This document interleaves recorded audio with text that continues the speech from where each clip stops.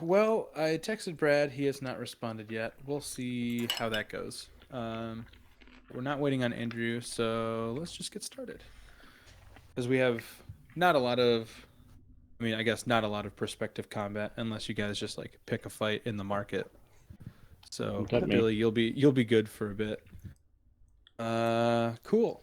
Let's start out with the whatever this is called prologue. Tonight's prologue is sponsored by the Pokemon trading card game because I have a bunch of D6s from Pokemon trading card game box set. I'll be using tonight, probably, if I happen to pick them up. Tonight's prologue takes place in a bye Billy in a dark room. You see Dez sitting at a table.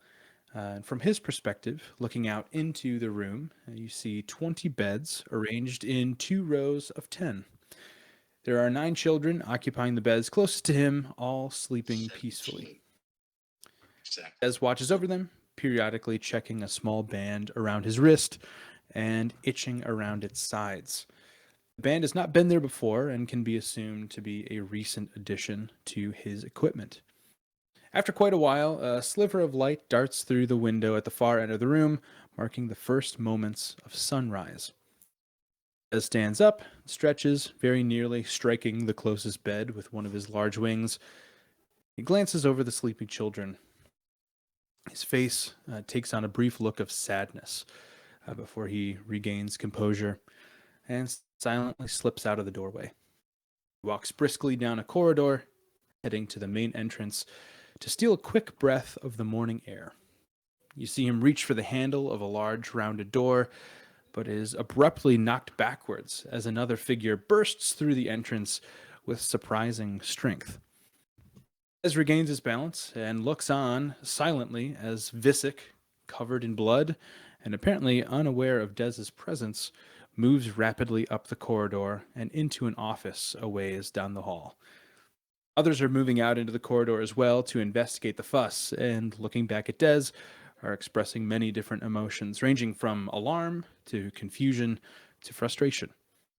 One of those creatures is Gael, and he and Dez approach each other. Dez, now noticing that in his wake, Visick has left a scattered trail of small white feathers. He picks one up, lifting it up to his eye level, and looks at Gael with concern. It's been a week since anyone's seen them, and even longer since we've heard anything from Flynn. Are we staying, or are we going? And now we are back to regular time. Hey, Brad. A much shorter prologue this week. Much shorter, yeah, much shorter. I was like, last week's prologue took 3 hours. As opposed to so... the prologue, the log, and the epilogue last week. Yeah. I just wanted a quick cap off to what happened last week. So would anybody, I guess we didn't recap, would anybody like to recap from what happened either last week if you want, or 2 weeks ago, which is when we last saw our regular characters?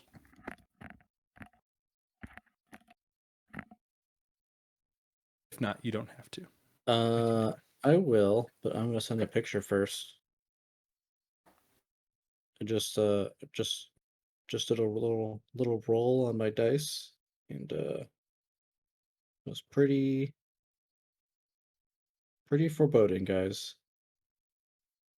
Let's see here. We started the session with waking up, and Urzak had a conversation with Gael, and then was introduced to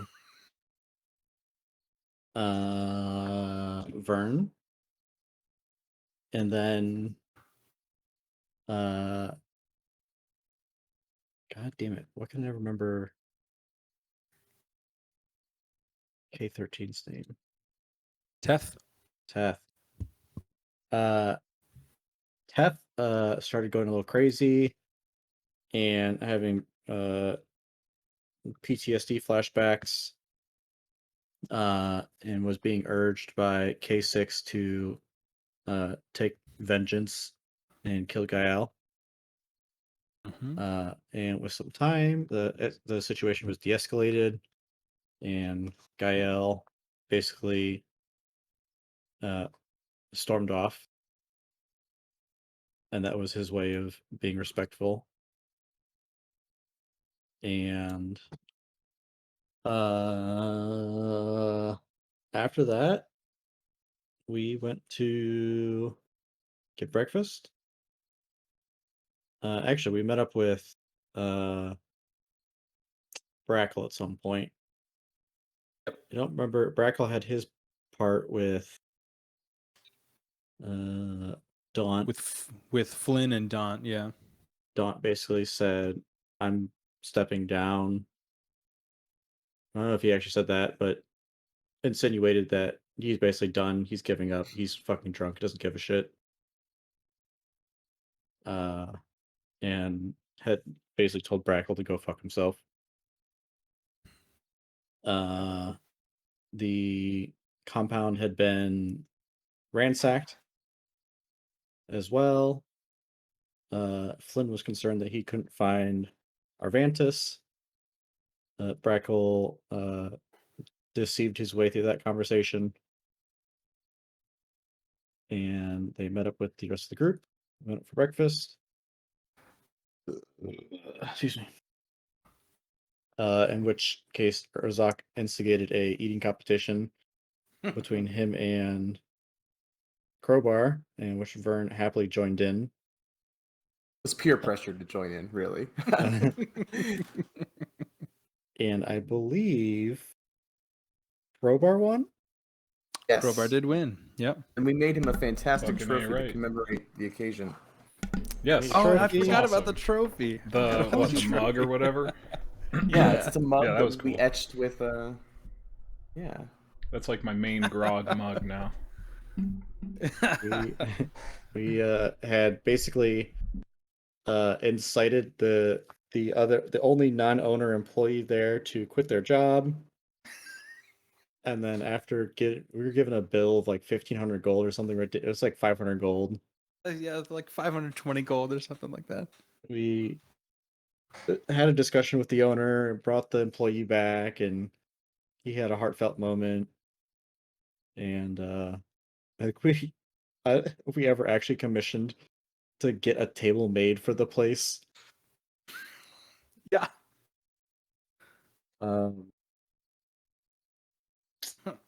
Hilarious. And then in the last like 5 minutes, we went to the magic shop called a thing that's in my notes. The blind button. We had a conversation with a guy whose name is in my notes. Errol. Errol Goodcraft.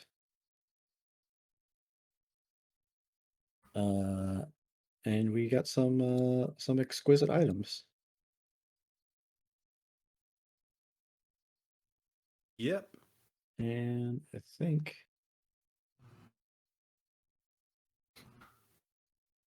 that's about it. That Did I is miss about anything? it. Oh, there was also conversation about us staying in town another day and then being more worried about Arvantis because somebody might be hunting the ties down, basically, if he's just gone missing. Or did Arvantis actually just run away? But that was is a the big conversation. question. He's run away before. But did he this time? Who knows? Flynn has a suspicion, apparently, but Yes. So, yeah, I guess minute details that were not included in there. Flynn very briefly conspired with Solia on their way back to the bunker. And Brackle noticed. And then the only other thing, you tried to investigate you tried to have Errol identify the discs that you got from Gael's quarters, and he identified them as 2 metal discs. You can assume that he does not know what he's talking about.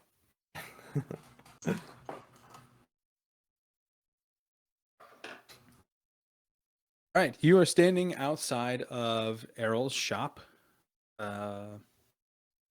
He has just unsuccessfully identified these discs that Brackle is holding,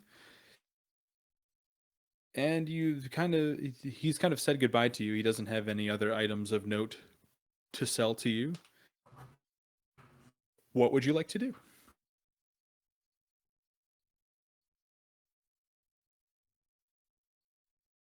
Well, I think our bellies are nice and full, and our pockets and bags are full of great new trinkets.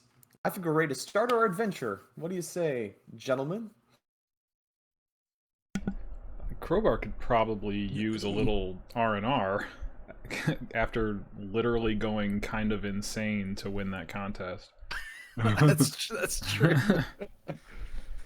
Above game, I should remind you that there's also still the wood shop if you want to go and actually order that table in person.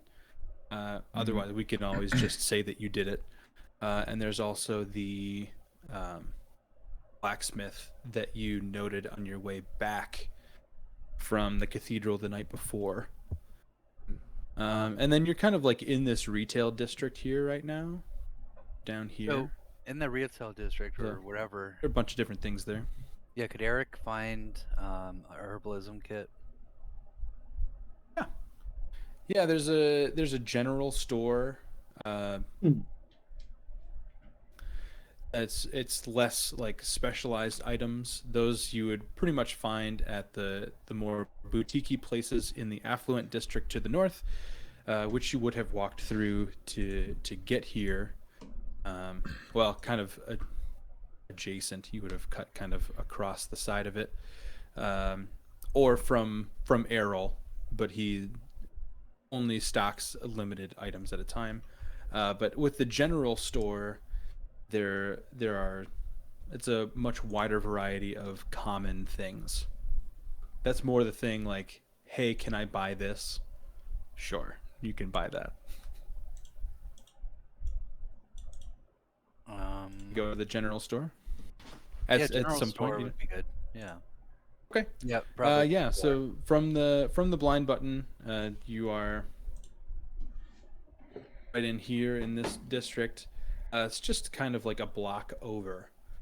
So in this area, right next to that, the general store is very humble. It's conservatively constructed, just a simple kind of square building with shelves lining the walls on all sides. At the very back, there is a countertop with a very sweet-looking older lady behind there,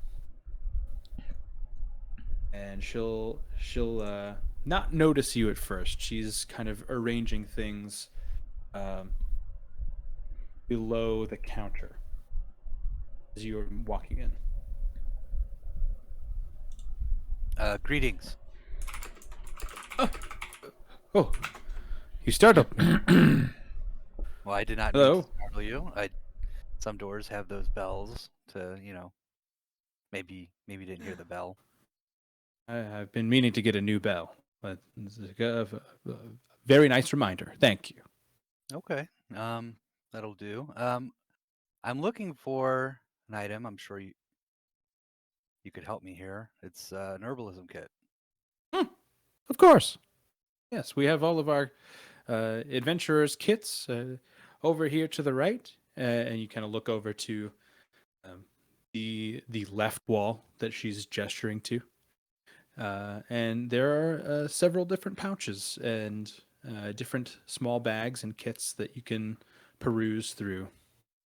And you So, can easily find a herbalism kit there.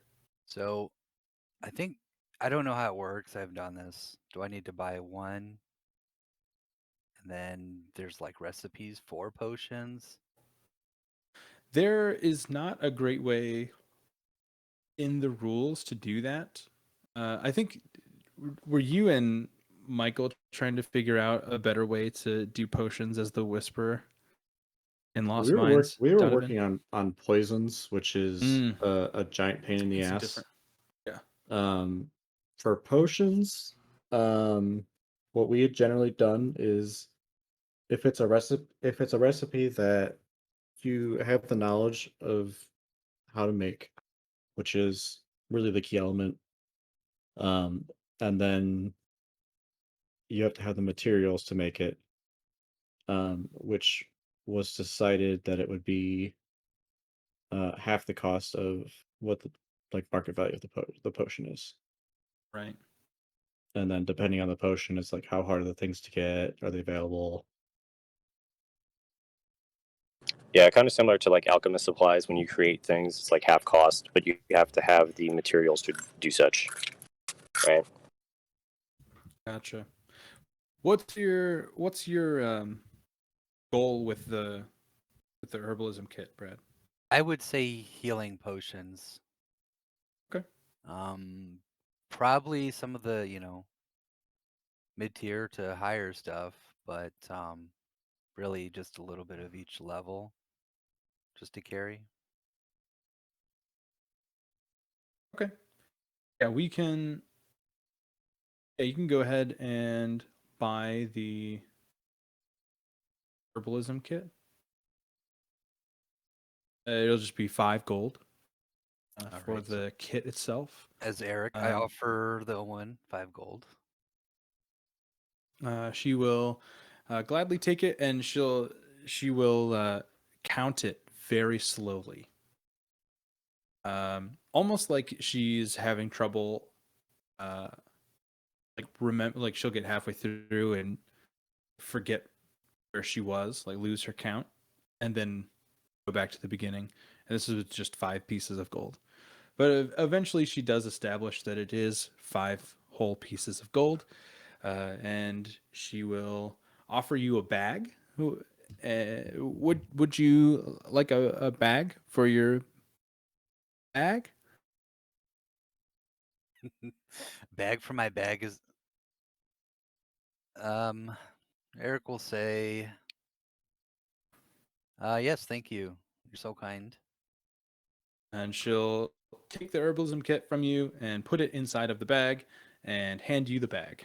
And he would also ask if she has help at the store. Um, Oh, as help, is as she help.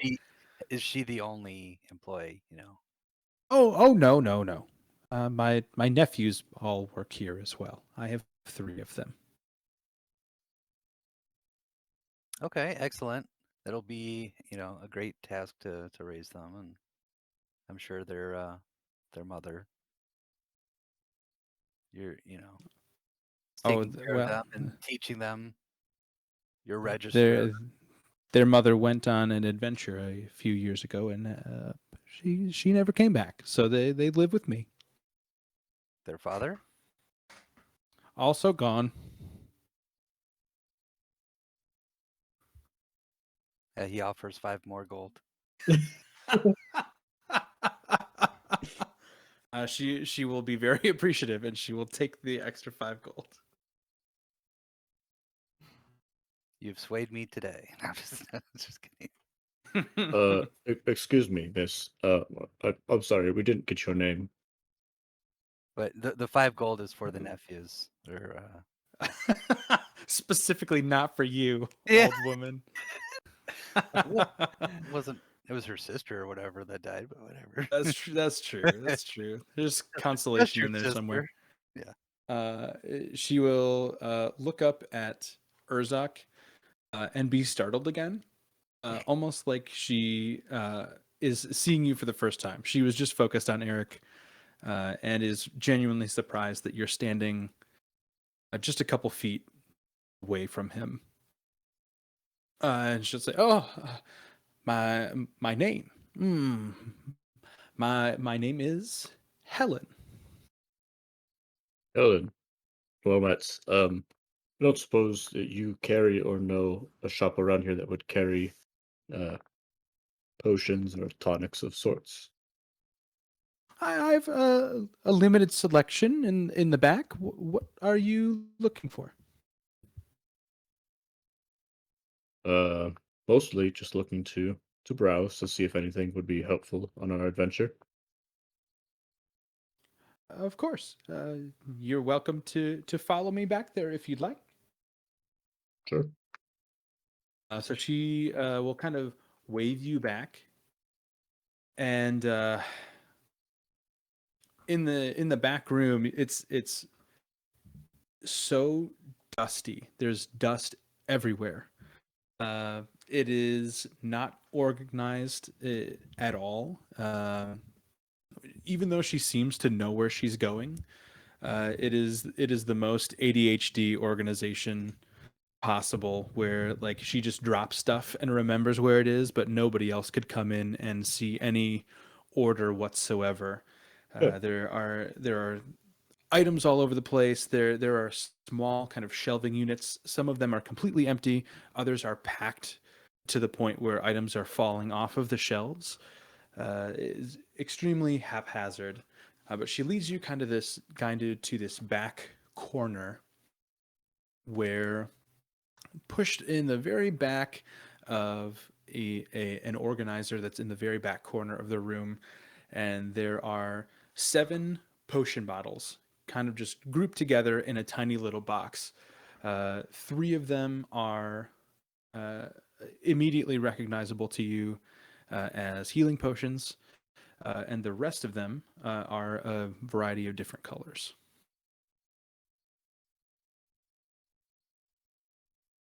Have Uh, any way to really tell you what they are? Helen, I don't suppose you know what these are. One of them is labeled as a potion of comprehension. 2 of the healing potions are labeled as healing potions. One of them is not, and the other 3, one is. Let me look at my notes. One looks like a very thick syrup. One of them looks like uh, it just looks like water, if not a little bit bluer, like you're looking into the ocean. And then the last one is it looks kind of like honey, like amber colored, like a bright orange.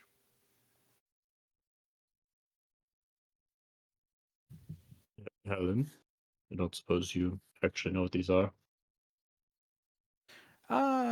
Well, these ones are red ones.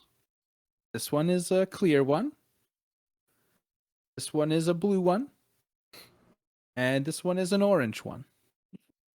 Urzak's gonna like pick one of the unlabeled bottles up and look for a price or anything on it. Sure. Which one do you want to pick up?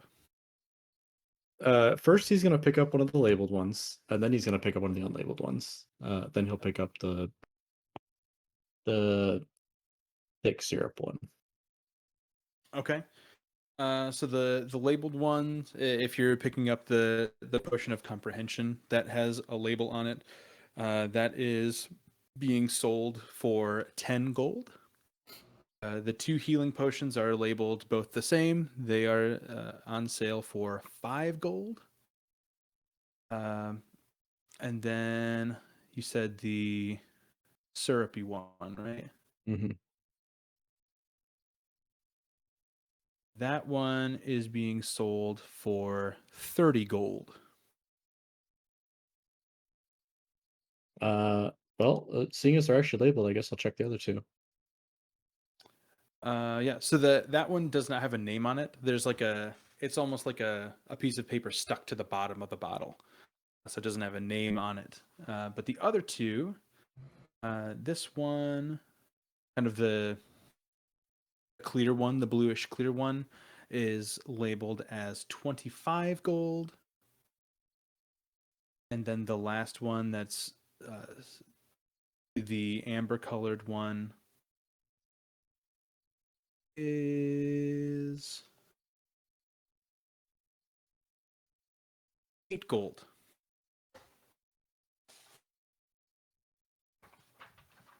Uh, That's a Great. moral dilemma. what was that? I said that's a moral dilemma if they're actually potions. We're gonna buy some 30 gold syrup. It's just agave. Yeah. Yeah. Uh, Helen, do you mind if we take these up front and have perhaps one of my friends take a look at some of the unlabeled ones? Oh, sure, sure. They're not doing anything back here anyway. Great. Is there like a crate or something I can take them and carry them for They're her? they're in a box. They're in like a small like half crate. So they're ready to be packaged anyway. I will grab the crate and walk back up front. Does anything catch my eye amongst the mess? Does anything look like hidden antique gem? Are you is your eye looking for anything specific? I guess any Urzak look for Urzak would look for interesting looking books or any Ooh. dragon memorabilia. Okay. Yeah, make a perception check. 16. With a 16, you wouldn't see many books back there, at least not any that are at the very outset of these organizers. However, there is what looks to be a very ornate, almost like aquamarine or some type of greenish blue gem carved egg that looks to be scaled. So it looks to be some type of. It may not be magical per se, but it looks to be a dragon egg made out of some type of gemstone. He'll kind of like catch a step in stride and kind of go back and pick it up and show it to her and say, "Is this for sale?" Of course, yeah, everything's for sale. Great. Just put it on top of the crate and go back up. Is everybody in here right now? Did you all come in? I don't Well, think I'm inside. I think I'm outside enjoying I the think I'm also outside. weather. If Okay. I understand herbalism kit and then ingredients I need for maybe healing potions, antitoxins, I'm looking for the shelves for those ingredients. Okay. So you're still inside. Mhm. All of you could I have all of you make a perception check, please? As But I'm Urzak comes also back out. I'm using one of the nephews, and if I have any ingredients, I hand it to them, and they're holding. They are not here. She is alone right now. All right, never mind. Scratch that. I have my bag in one hand, and then I'm just. I respect your what you're trying to do though. Hold my ingredients, knave. Well, you want to Okay, pass it. so I'm sorry. You want a perception perception. check from all of us outside? From everybody, yeah. Okay. Do you want a new one for me? Yes, please. This is separate. Oh, you want to roll 20? Perception. I'm gonna re-roll just to see if this addition works. Okay. 9. No. Okay.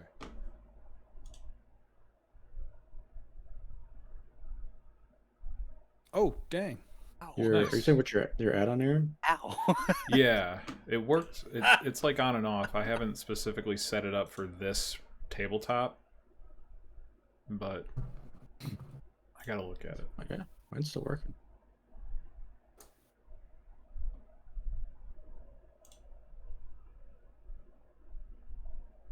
Brad with the nat 20 perception.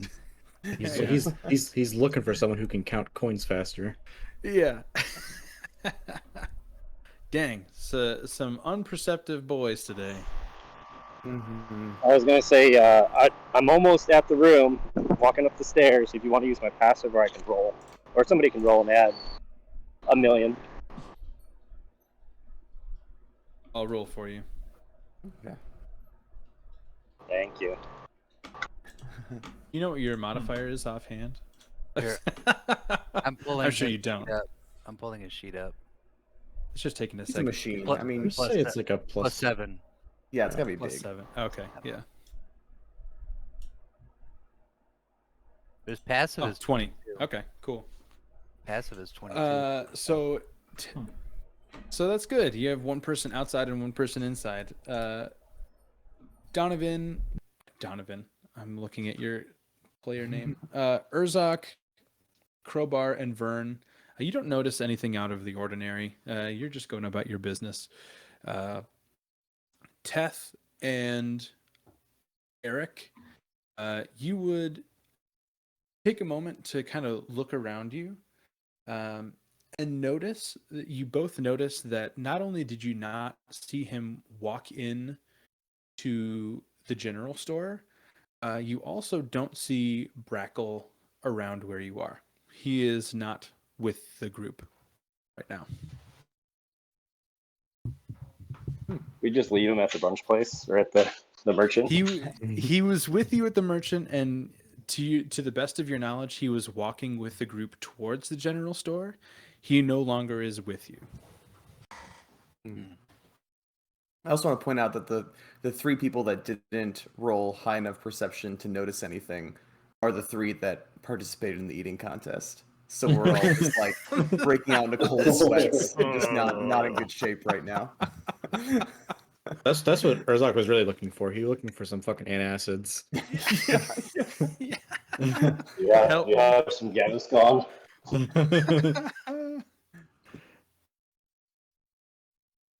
Coincidentally, All right, not that you were, Urzak, not that he would ahead. notice this, but do the other people notice if Flynn or Solia are around as well? They did not come with you to breakfast. They stayed at the Okay. they stayed in the bunker. Okay. So it was just the party and Elias that went to brunch. Well, I would first announce to Crowbar, Teth, Vern, Brackle's missing. We last seen him with the merchant. The only person that you'd be able to immediately tell is Urzak, because the two of you are Urzak. inside of the Okay. shop together. Urzak, you notice that Brackle's not here? Yeah, he's probably outside with the rest of everybody. Yeah, probably. Let's finish shopping. Hey, Crowbar. You know where Bracco went? Does he just disappear? What is it he does? It's probably outside. I don't know. He's probably inside. Yep. Oh, yeah, it's not there. Never mind. You're probably right. Eric, I don't know specifically your area of expertise, but are you any good with potions? Yeah, and I Like me? cast a level 1 spell at the bottles. It's called Detect Poison and Disease. Okay. That is a good spell to cast. So it's going to concentrate for up to 10 minutes anyway. And within 30 feet of myself, I can sense location, presence of poisons, creatures that are poisonous, and disease too. Then I identify the kinds of disease, poison creatures. So as you're focusing on this, you do not detect Real quick, it is blocked by some stuff too. Do you want to know that? 1 foot of stone, common metal, sheet of lead, or wood or dirt. Yeah. These are all in glass bottles, and they're able to be opened. So you would be able to detect these. Okay. They are none of them are poisonous. Okay. You know that for certain. Within 30 feet, you can detect poison in the building. Okay. But it doesn't seem to be in any of the contents on the shelves. it seems to be in the walls of the building.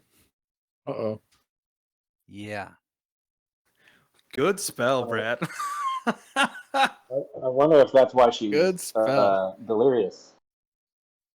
Asbestos. Well, I got okay, some so then, black mold in here, lady. Oh. You gotta get yeah, that shit so cleaned out. the small talk or whatever turns into Helen, looking out for yourself. You should really write to, your local politician.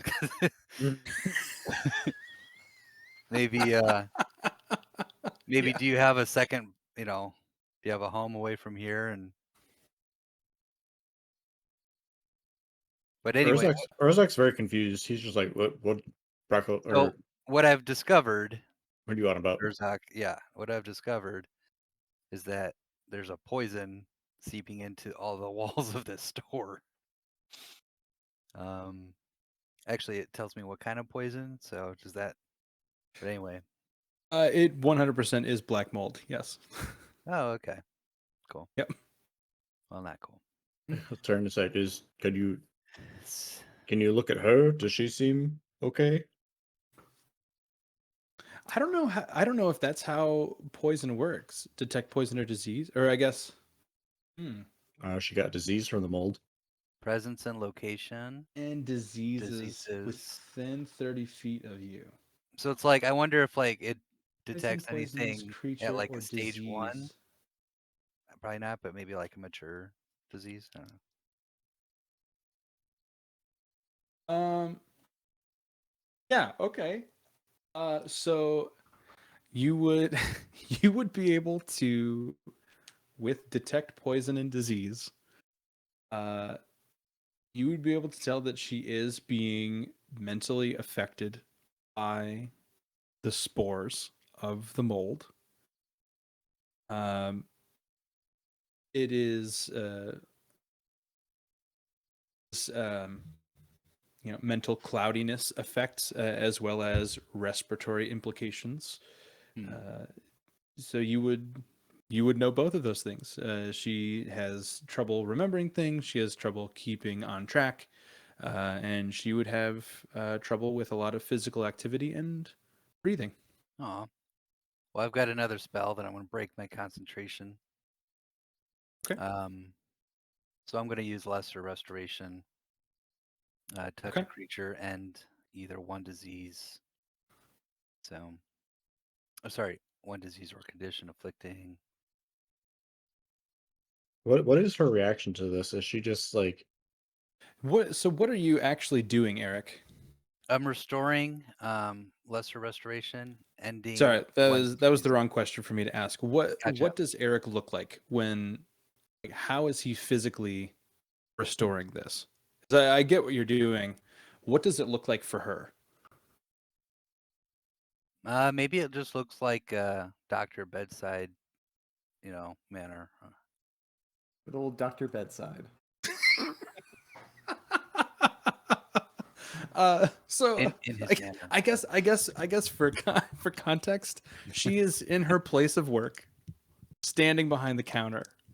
What are you doing to this woman to make her trust you into restoring Oh, her I health? see your thing. Yeah.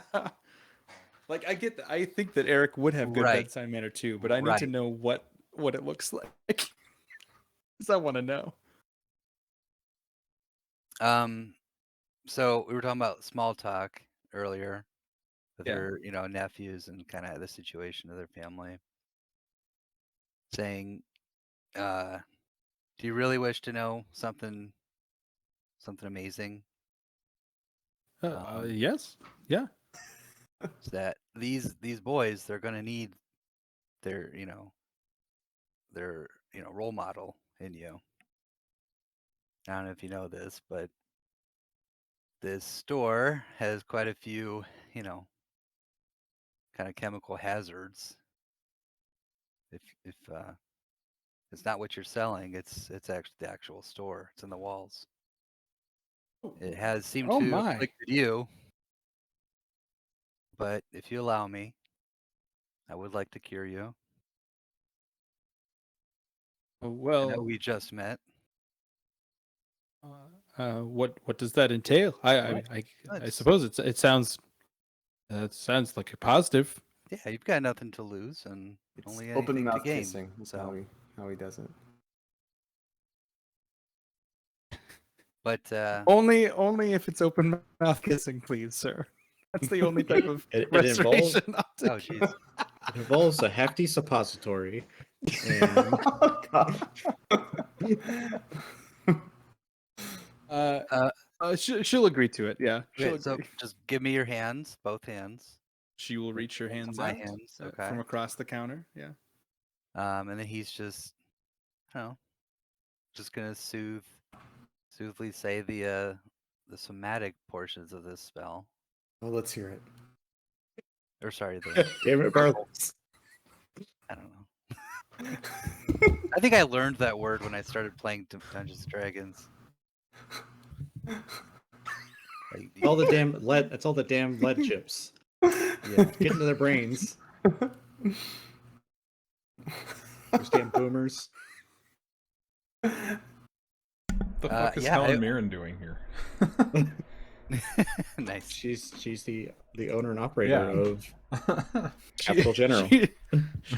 Helen Mirren So- and her 3 nephews run the general store. Not Helen Hunt. She was a close contender. She was second on the list. And I guess I'll just kind of say a prayer by a, is it Melora's the nature god? Yes. Because this is a druid spell, at least. I get it from my druid class, not my cleric class. Anyway, so Right. yeah, just praying for basically Mother Nature to heal this woman and return to health. So Good health. as you feel you are saying these somatic components to this spell, and you feel the magic build up inside of you and transfer through your arms, through your hands and your fingers into her body. You can feel at that point how long she's been, you know, in proximity to this, because you can feel it start to wash away and exactly how much of it has been affecting her. And you and Urzak both immediately will see a change. She will stand up a little bit straighter, and she kind of looks around as if it's like somebody who can't see very well, like has bad eyesight, but puts glasses on. They're like, oh, I can perceive everything much more clearly. That's the idea that you get immediately from her. And she looks around, and she will run around the counter and give you a big hug, Eric. Just say, thank you so much. This is amazing. I don't know if I ever thought I'd feel like this again. Well, I'm just happy to help, of course. If you are feeling good, the next steps are going to be to get the store cleaned, and then continue, running your store. Yeah, you're doing good stuff. Good job, Helen. Oh no, we'll probably have to close for a couple days.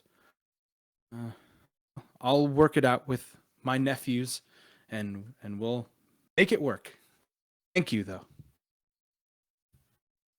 I hope this hefty purchase I'm about to make will help carry you through those days. She will look at your potions now and know exactly what they are. Hell yeah, Helen. The amber colored one is a potion of watchful rest. Hell yeah. The clear potion is a potion of aqueous form. Ooh. And the syrupy potion is a potion of invulnerability. Ooh.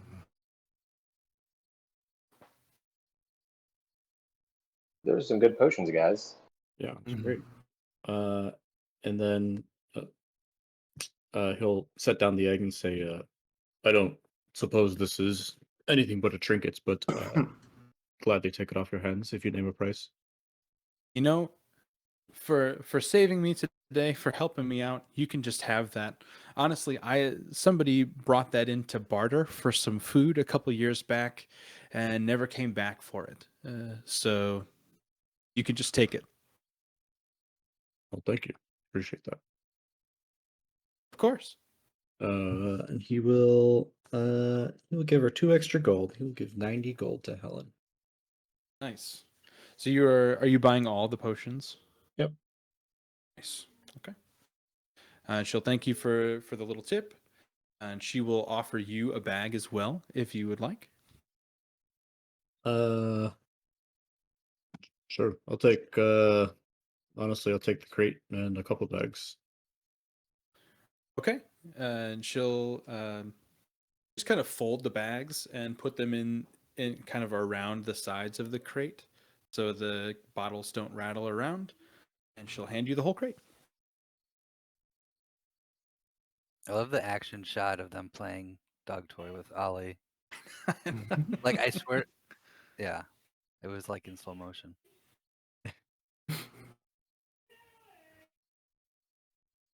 Well, Helen, I hope things get better for you. Maybe make a physical note to yourself to get this taken care of so you don't forget. And I'm sure we'll see you again. And Someday. she'll smile and nod, and she is actually going to. You'll see her reach into a drawer behind her counter, get a ring of keys out, and she's going to follow the two of you out of the store and lock the door behind her. And she will. You'll see her. Kind of. Can you hear Rhiannon out there? Oh, is that Brianna? I thought that was Katie. Yeah. No, she's That's playing. too. She's playing with Archer. It's bath time right now. So she will. So you guys are kind of over here right now. You'll see her walk almost directly across this courtyard area, over back towards the tavern where you came before, to the woodworking store. So she'll just kind of wave at you and say goodbye and thank you again, and you'll see her kind of walk away from the party. Great. I'm gonna add some potions. Where's she going? Well, I was having Eric look at some potions, and turns out the place is infested with black mold. So we Eric cured her of her ailments, and she's going to presumably get new walls. I don't know. Mold's a motherfucker. Of course, you don't have to worry about that. No, but was that considered a poison? Pretty much a. Would it be a poison? Yeah, I would say a poison, right? Yeah, a poison or a disease. Yeah. Black mold's pretty serious. It might be a disease. I have acquired some potions. I'd like to offer a couple of healing potions to anybody who would like one for the road ahead. I guess who would most likely need them? I'm a bit more fragile than most. Absolutely, Vern. You should absolutely have some potions. You also, correct me if I'm wrong, I'm not sure of your full skill set, but you are more offensive. Can you cure yourself, heal yourself? Or Oh, that's actually a really good question. I think I can. I think I have So like one healing Urzak, spell. as you're inspecting these potions further, they were all listed at the same price, but they were likely priced when she was still in her declined mental state. Two of them are common healing potions, just the 2d4, but one of them is a superior healing potion. Oh. Nice. Yeah, I'll definitely above take a game, potion. above game, we definitely robbed that woman. 100%. 100%. Urzak will hang on to the superior for sure. Yeah, I have no healing spells, I realized, so I will definitely take a healing potion. I've never needed healing spells, I've always had my wealth to protect me. I can buy the best doctors in the country. Yeah, it's a wonderful thing called privilege. Or you can just buy off people so they don't hurt you. That's true. Also true. I've seen Brackle heal. I've seen Eric heal. I know Teth can heal. I guess give this last one to Crowbar, Perfect. Wait, Yeah, can I I think get a that's potion? who Good idea. graciously accepts. I'll add that to his character sheet. And it's a What fun potion time, man. did I receive? Like a minor potion or something? Just a basic healing potion. If I just search I healing think potion. it's listed as a potion of healing. Yeah, it's the search is weird. If you just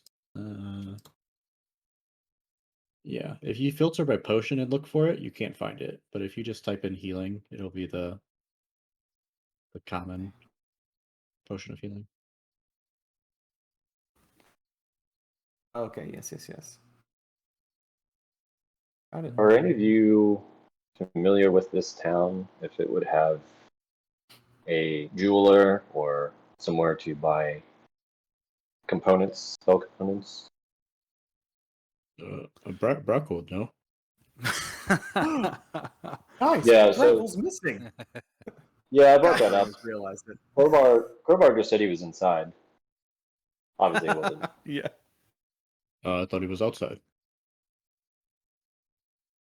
Yeah, he's definitely not here. Guys, I'm a little more concerned about the Arvantis disappearing thing now. Urzak, I guess to answer Teth's question real quick, Urzak and Eric, you would both know that there are several spell components for sale inside the general store. It's now locked. Fuck.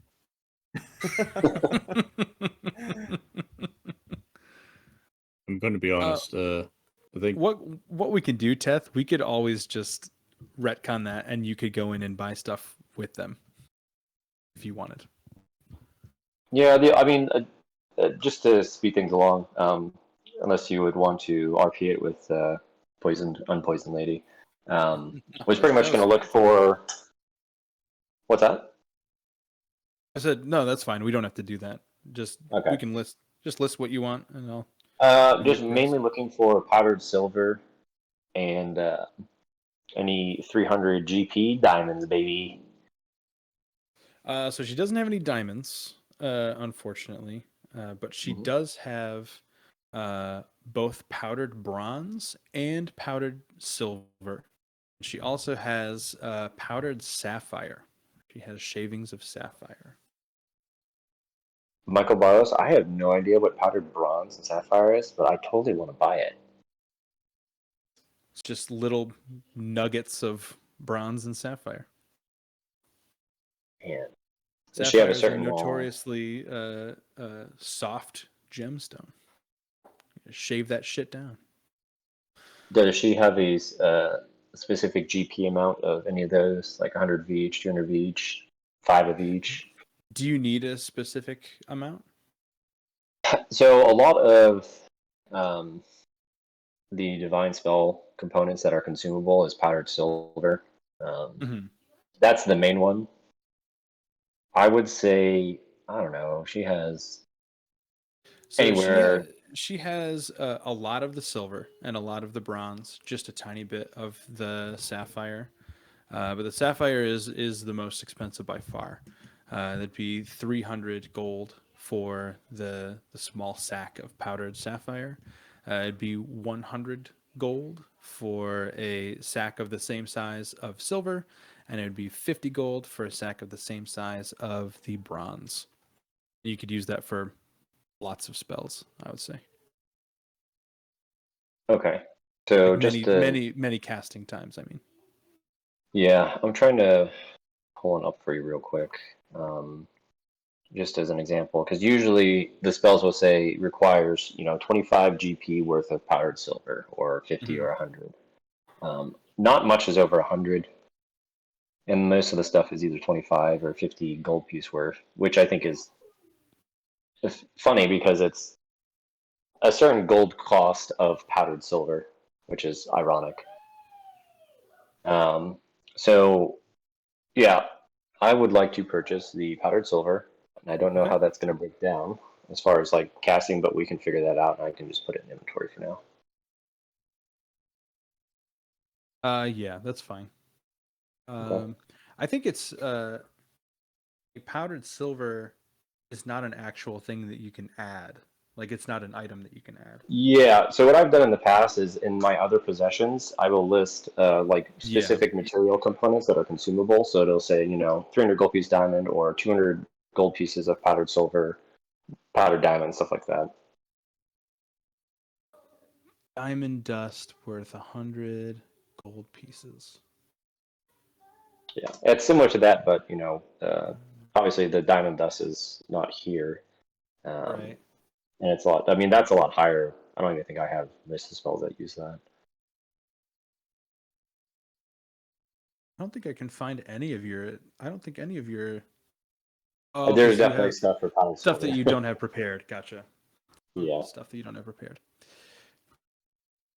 Yeah, just let's say 100 gold right now for a healthy sack.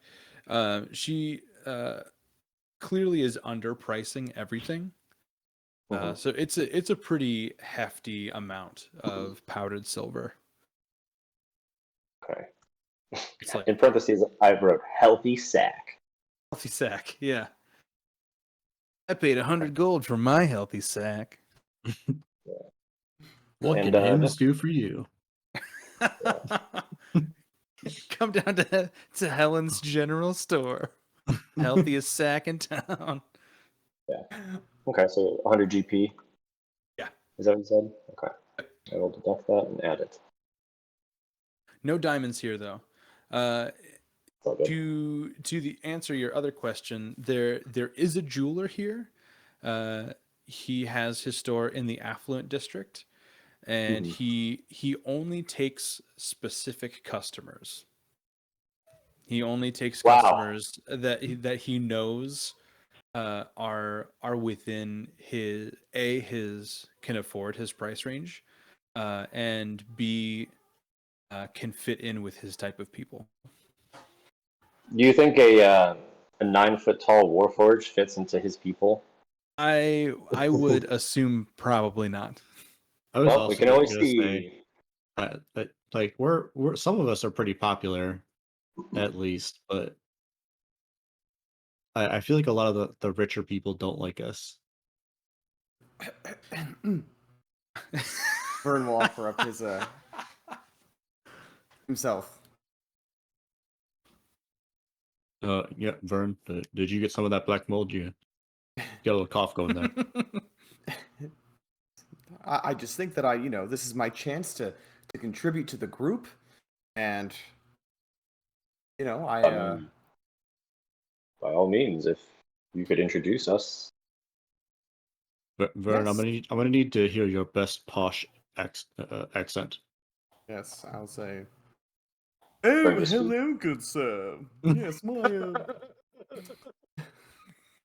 That'll be my. Although Vern's already rich, I don't think I need to pretend to be a rich guy. I don't need to play into a stereotype, but. In Urzak's mind, you do. It's not legit unless you're playing to the stereotype. In Donovan's mind, I just want to hear you do a posh accent. Right. Yes. Perfect. Yeah, just for. And I would also explain to the party, this is why I'm looking for this. The CPR spell, it requires diamond. Oh, that sounds like a very useful spell. So we can and just between you and me, I can relate to the whole needing a diamond thing. So if I can help you out now, I'm happy to do it. So where do we Well, find this specialty shop that is invitation only? It is at the very farthest northeastern tip of the city, the corner of the affluent district. It's kind of like a smaller version of this retail district, but it's more like boutique type things and very exclusive types of shops that really only cater to people that they either make appointments or they have prearranged meetings to make deals and things like that. It's like buying property and buying large amounts of cattle or a large agreed amount of stocks, or, things like that. Not stocks, but like buying stock in like political gain and things like that. It's very very highbrow, elitist behavior. A bunch of meatheads will fit right in, right? Yeah, perfect. Yeah, You're gonna be perfect. great. Maybe one of us goes as Vern's bodyguard, and that's it. Who's Yeah, who's the that who's could the work. who's the prettiest of us? I'm fucking gorgeous. I think as a machinist of sorts, I think it would make the most amount of sense if Teth were to come with me, and also since this purchase is for him, it might be good to have him there. Unless one of you wants to go, I will be more than happy to go. Honestly, I've dealt with those people already, and it tests my divine patience to not punch them in the face. Ern steps a little bit farther away from Urzak. Fair. Although Vern doesn't like these people either, right? He sort of begrudges that lifestyle, but That's the idea that I got when you first wrote Vern. I was like, I Yeah. feel he comes from this place, but doesn't necessarily fit in with. right, yeah, he definitely prefers you guys. All right, well, let's head over to the posh. I love the district's just called the affluent district. Not even hiding what it is. Just, No, this is where the wealthy people are. It's like so the tithes, the thing that happens every 5 years, like the big fighting tournament, is largely funded by the people that live in the capital. So anybody that lives in this district, they are very vocal and very open about how rich they are, where they spend their money, and that they really couldn't care less for the welfare of other people if it means they have things that they like and they have a steady stream of entertainment. So there's very little that they are trying to hide here. Good, I respect just that. just as a side note, transparency. as they're doing that, can we agree to meet up at an agreed upon location after a set amount of time, and perhaps we spend that time looking for our Vantis and Breckle? Yeah. So who is left? Teth is going with Vern, Maybe the three of us. and then it'd be Crowbar, Elias, Eric, and Urzak. Okay. Elias. Keep forgetting about him. I can do Yeah. it too. So let's follow Teth and Vern first. As you start to cross, it's an instant. You notice it instantly as you are moving from this retail district into the more affluent district,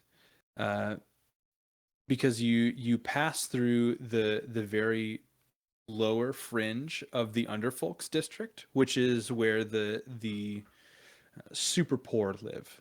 Their houses are some of them are without roofs. Some of them are missing doors. A lot of them are leaning or falling over. Some of them completely abandoned and boarded up. As you're passing through that area, it's almost like you get to this street right here, this intersection, and these houses over here are completely run down and broken, and these houses are pristine and like gated and vibrantly colored, and their lawns are cultivated beautifully. And it is such a stark change that even for Vern, who is used to living in an affluent neighborhood, uh, it's shocking how perfect these homes look and the buildings look as you get deeper into it.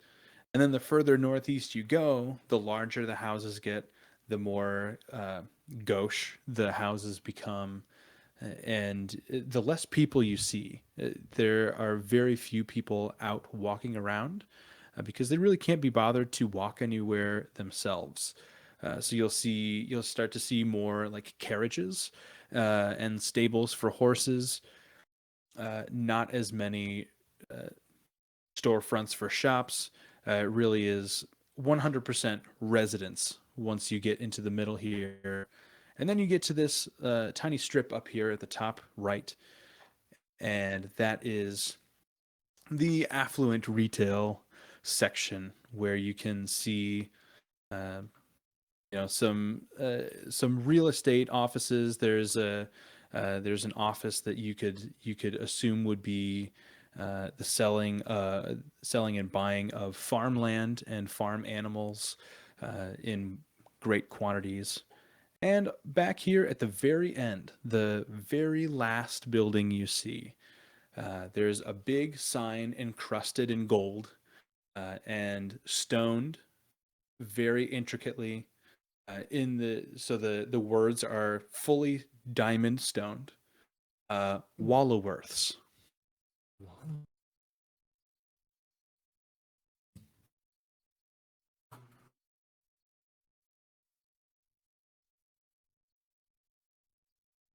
That's the jeweler. Hello, Earths. Hey. Well, Teth, this looks to be the place. Uh, shall we head on in? It might be best if you open the door for me. Nothing personal, but you know. Of course. And Teth will play the part as bodyguard, opening the door for his master. Okay. I strut in. I always assume I have a cane with like a little dragon on the top, even though I don't like really talk about it or use it. But I'll definitely be like, walking with it right now, for sure. As I Yeah. strut in, I'll take my top hat off. I'll look around and kind of like scowl a little bit, and I'll turn to Teth. I'll be like, I do say, Teth, are you sure this is the place? The best jeweler in the capital city? So you don't see anybody at first. I'm just talking to myself. It's a relatively small shop, but you can tell that there is a back room, and as you say that, it's almost like somebody. It sounds like they are falling out of a chair, like they need to get out and prove you wrong immediately. And as you as you hear this kind of commotion in the back, you see this gentleman walk out.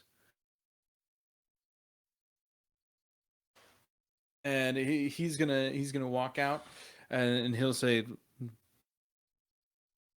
"Who are you? I don't believe you have an appointment." No, I often don't need appointments back in Charvassus, where I hail from. I'm pretty well known there, but maybe you're familiar with the Wellerby family, and I show him my signet ring that has like my family crest on it and stuff like that. He won't say anything because he is inclined not to believe anybody that walks in without an appointment. He is going to reach out his hand and kind of do one of these things, asking you to give him your ring. I'll say, oh, sure, of course. Be careful. I only have about 5 or 6 extras at home. He'll take the ring and he's going to use his eyepiece, his jeweler's eyepiece, and look at it very closely for an excruciatingly long amount of time. Like it's like 7-8 minutes that he's just standing there in the same spot in front of you, looking at this ring, up and down, holding it back and forth in both hands, switching eyes, kind of switching back and forth, making sure that he's seeing every single detail of your ring. And he'll finally drop his eyepiece. It's on a chain around his neck, and he'll give you your ring back, and he'll say, "Wellaby's, huh?" Yes, sir. I do indeed say. My father, I believe, worked with a Wellerby when he was the owner of this establishment. I can't say that I've ever worked with any of your people myself, but the name certainly does precede you. What can I help you with, Mr. Wellaby? Well, I'm currently in the market to buy some new jewels. I like things that are pretty and shiny and incredibly valuable. Do you have anything any available? And he will audibly laugh. He will laugh very hard. Do I have any diamonds? Look around, you boy.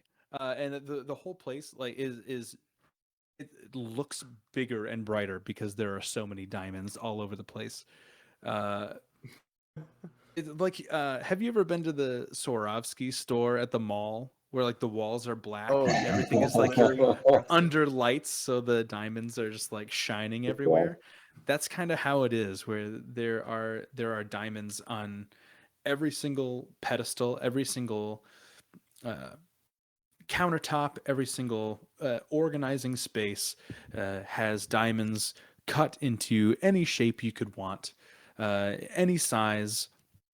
There are diamond animals. There are diamond little houses. Really, anything that you could think of created out of diamonds or gemstones. This guy sells, and he has all of it right there.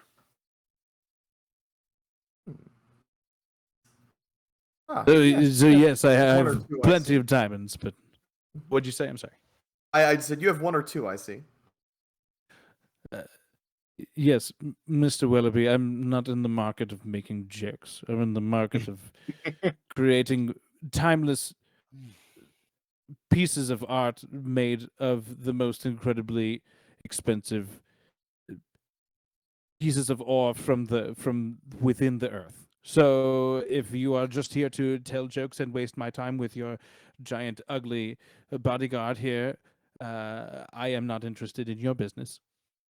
I'll have you know that we spent a lot of money to make Teth look ugly. It makes him more intimidating to keep my foes at bay. A lot of jealous people out there, after me and my incredible wealth.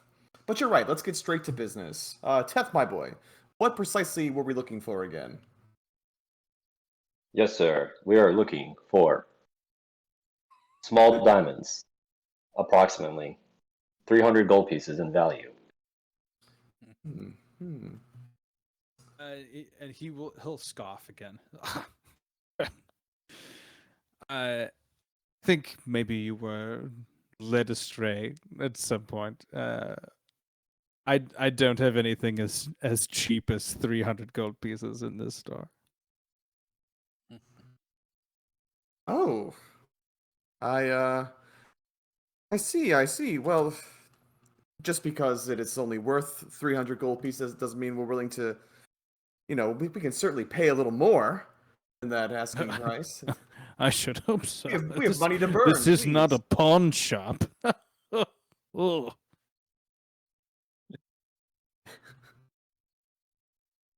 Well, I'm sorry. I was mistaken. I thought that you, being a man of culture and sophistication, would have a little more class, be a little more polite. I'll have you know that this is for a very special piece that we are working on, and we just happen to need some diamonds for the exterior trim. The stone in the center is already beautiful. A special Enormous. piece with 300 gold piece diamond incrustation. Is this for a child's toy? Yes, I'll have you know it is for a child's toy. And they're a little destructive, which is why I don't want to give them the best of the best, but still the best. I mean, obviously, someone from my bloodline, like my little niece, deserves something like uh, this particular thing we're working on. I don't quite know exactly what it is. I have like 4 or 5 artisans back in Charvassus working on it for me. So if you have 4 or 5 artisans back in Charvassus working on it, why are you here in my shop right now? Well, I happen to be here for other more political business, if you happen to know. And I heard good things about the diamonds here. And he will oh. immediately become more interested in what you're saying when you say the words political interests, and he is going to ask you outright, who are you favoring in the upcoming elections? Well, that's an excellent question. Teth, I mean, we're involved in so many political proceedings in all these various cities around the continent. Who is our party, Teth, particularly supporting here in the capital city? And he's going to put his hand up to Teth, so you are not talking. He's going to say, with matters as important as continent-wide politics, are you really going to refer to your bodyguard? It's something. If you have political interests in the capital city, you should have that information on hand. Well, if you really want to know the truth, I do. the candidates that are currently being talked about here in the city, Yes. they're just small fish. We Ooh, happen to be... make a persuasion check. Okay, good. I think my persuasion is pretty high. Okay, it is. Yeah, 18. He'll look at you for a second, and he'll kind of look around his shop, look back at both of you, and he'll walk past you, open the door to his shop, look outside,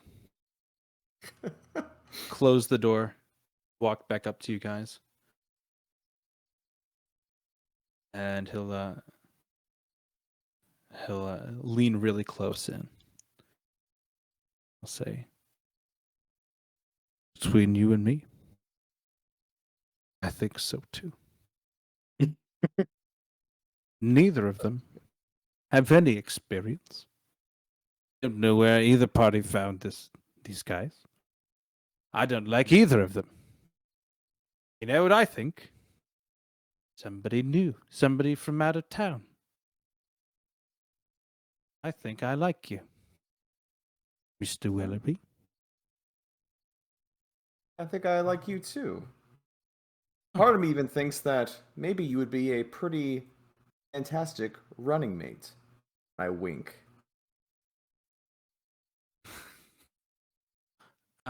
He is taken aback, and he'll say,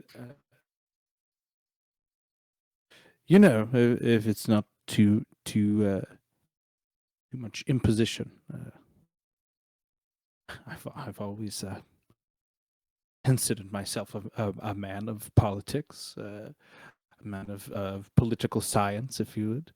I've never gotten my feet wet though. I've never dabbled. Have you dabbled? Really? That surprises me. I mean, you just carry yourself with so much confidence, and I just think someone of your, of your breeding and of your famous occupation, could really make a nice little slogan. Like, imagine this, something about, I spent my whole life carving rock and stone into beautiful gems, and I will do the same to our fair city. How does that sound? Make another persuasion check.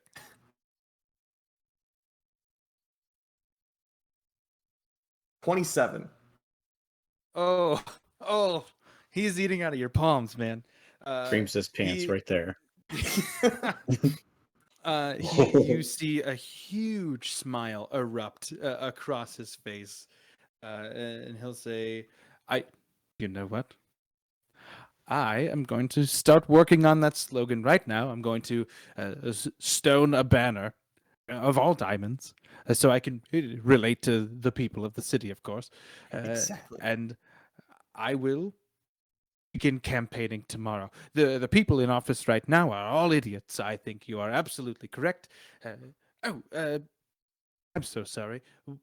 What what were you looking for today? I will gladly help you find whatever you'd like. Oh yes, yes. If you recall, it was just a small little thing for a gift for my child niece. It was small diamonds worth 300 gold pieces.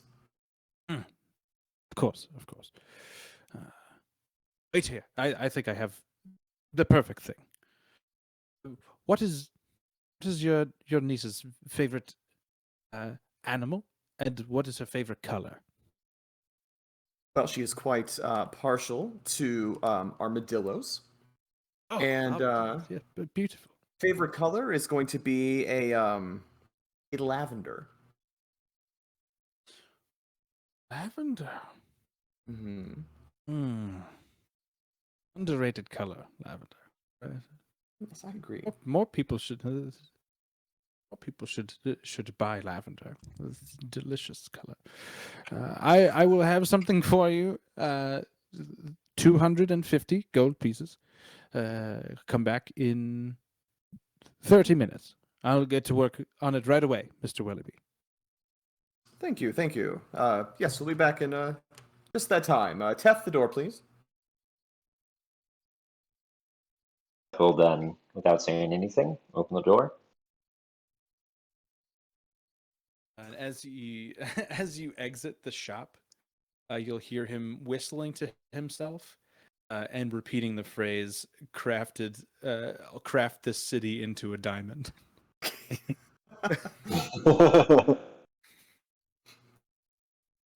I So just picture you are Crowbar now going door to door stumping for the campaign.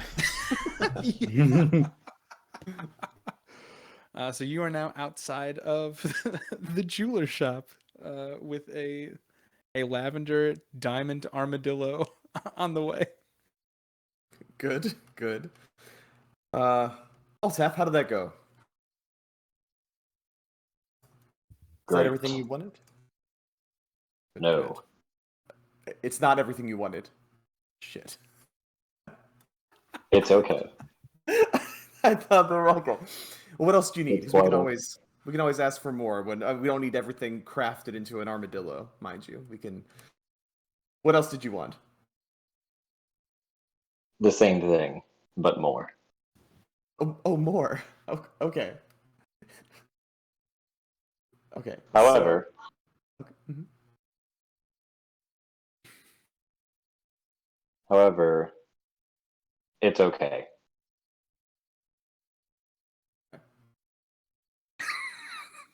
Okay, great. Sure. Awesome.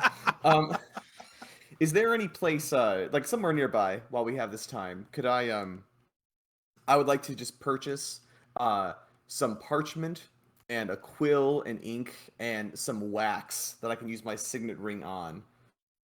And I'm going to make like a letter expressing my support for all the political endeavors of Mr. Wallowsworth's. Mr. Wallowworth's. Vouching for him. Can't see how that would ever go wrong. Yeah, there's a there is a we'll say that there is a high-end stationery store or a stationery type place, maybe even a printer close. Okay. It would be on the same strip. You could get a roll of parchment and some wax. Mhm. Be 80 gold pieces. Cool. I will purchase all of that. And I'll make sure when I pen this That is- thing, I want to be intentionally vague though, and just be like, I am supportive of the idea of new ideas coming into the political scene. And as someone who's a skilled tradesman who has built a empire like this impresses me as a fellow businessman and entrepreneur. Just vague, sort of polite, positive comments. Okay. So I could always have plausible deniability later if he like enacts some sort of genocide or something, and I'll be like, "Hey, I just thought he made nice jewels," you know. Instructions unclear turned entire population into jewel people. Yeah. Everybody's just like crystalline when you come back. They're encased in diamonds. Is The this- real is this- villain of the story. Is this the origin story of the new Pokemon games? Yes. I think Oh so, yeah. Terrestrialized Pokemon? What have you done, Benjamin? Benjamin, no. Yeah, Benjamin. to test that sounds like a pretty great idea. So we will leave Vern and Teth for now. You're just running down the clock until you can go back and pick up your diamonds from Benjamin. So we'll head back to Urzak, Crowbar, Eric, and Elias. So you have just parted ways. You're walking the opposite direction of Teth and Vern, who are heading northeast. Where are the four of you going? No fucking idea. So before at least we're teleporting over to Mir, I think was the plan. That was the plan, Um, yes. I think if there are there any plants and things, I have a transport via plants, and Eric is thinking about a backup plan for when they're there. I have to basically have seen or touched a plant, and I kind of want to make it here in the capital in case I want to make it a destination plant. It is a very urban setting. It is the capital of the entire continent, so the city center is largely cobbled. It's crafted from stone, wood, things like that. However, there is a relatively large potted plant inside of Selma's tavern. Okay. I could use that. I was also thinking to the arena from the tides. So that accomplishes that. I don't have to do anything. I just have to have seen it or touched. Right. Yeah, I think the only thing you need is So I just to want know where it was. that. Right? I love the idea of us being like, "Hey guys, let's go look for Brackle." And Eric's like, "Oh yeah," and just like go to the tavern and like touch a plant. He's like, "Okay, that's all I needed here." Like, thought we were looking for Brackle.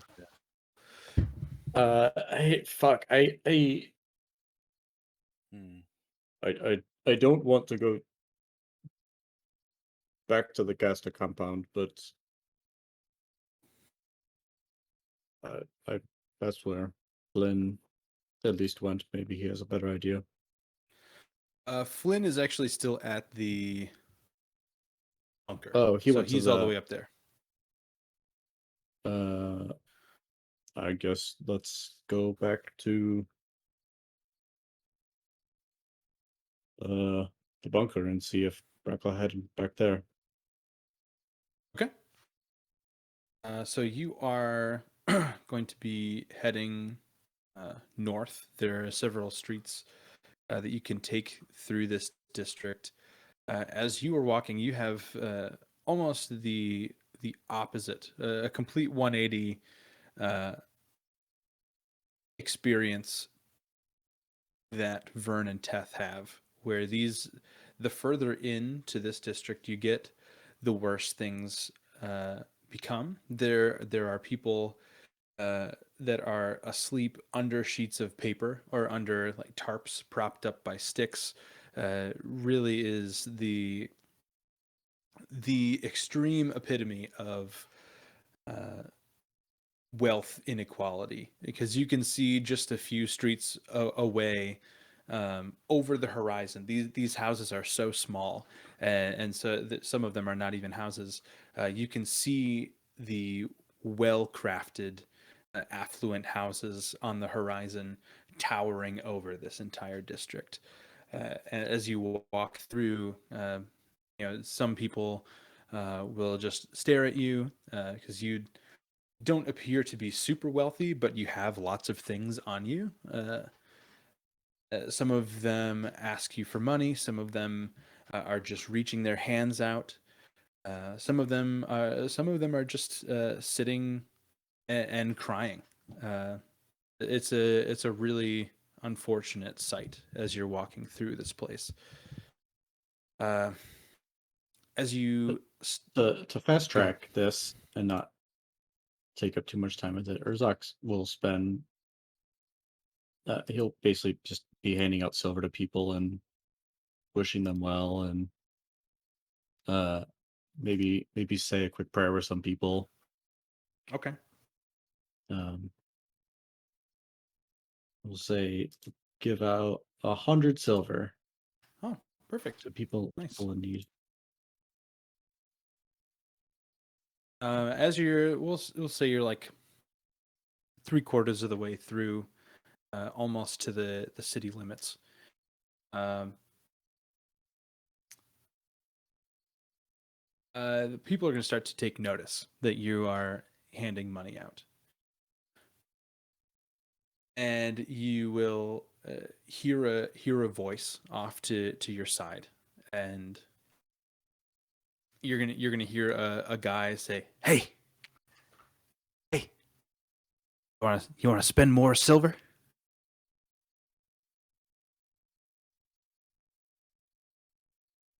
Uh, is he? I imagine. How far away is he? We'll say 15, 20 feet. He's talking to you from the mouth of an alleyway.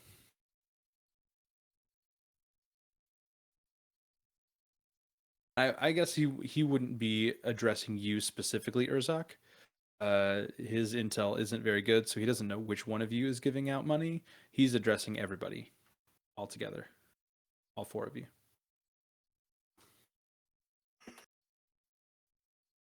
Imagine Urzak at this point. He's had like his hood on, you know, mostly covering things and keeping a tight finger on his belongings. He's gonna just turn to the alley and like pull back the cloak and brandish his sword on his hip and like put his hand on the sword, and then uh perhaps glean like his hand across his chest where there's a symbol of Lendis. And this guy will smile at you. He's got a kind of like a darker kind of olive complexion. His ears come to a kind of a sharper point, and he has really dark brown, wavy hair.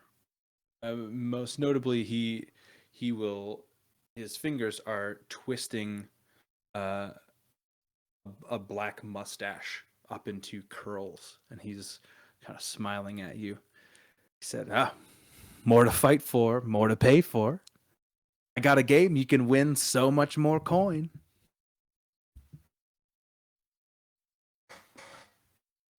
And do not wish to play your folly of game. I only wish to help out those in need. What about me? Am I not in need? Does he look famished? He's pretty thin, yeah. But you would notice that he doesn't have many tears in his clothes. It doesn't look like he has gone many days without Eric, eating. Eric will mend them if he's okay with that. The tears in his clothes. How A do minute, a minute for how each do you tear. how do you do that? How do you do that? said, well, I see that you're in need. And he's pointing to the tears in the clothes. Would you allow me to fix that for you? No cost. And he'll kind of smile at you, and he'll say, "Oh, I mean, I'll take anything for free." Yeah. You look like you would. He'll um, what do I want you to roll for that?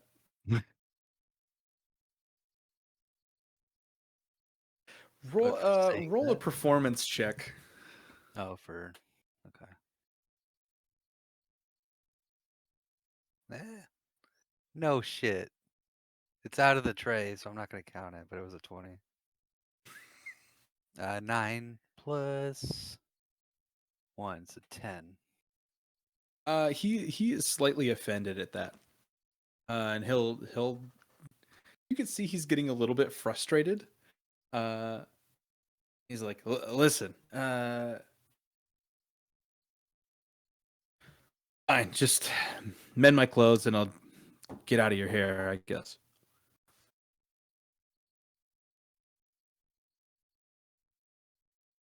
Urzak will flip him a silver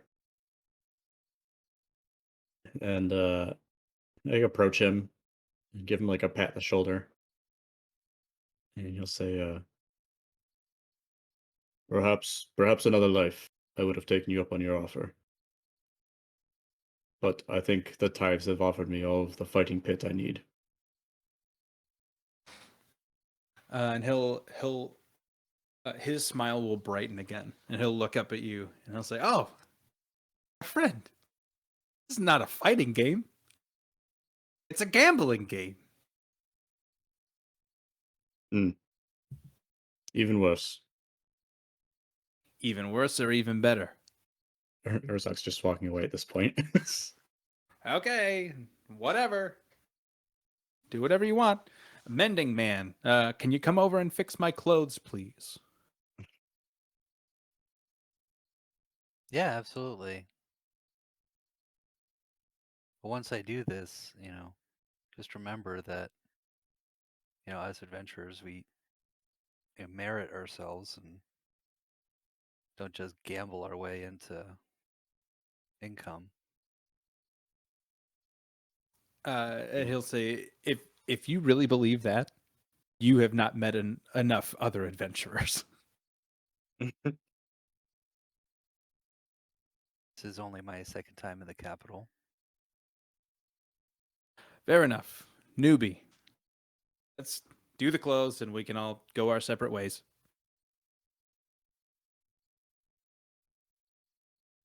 Eric, I need you to make 2 separate perception checks for me. Okay.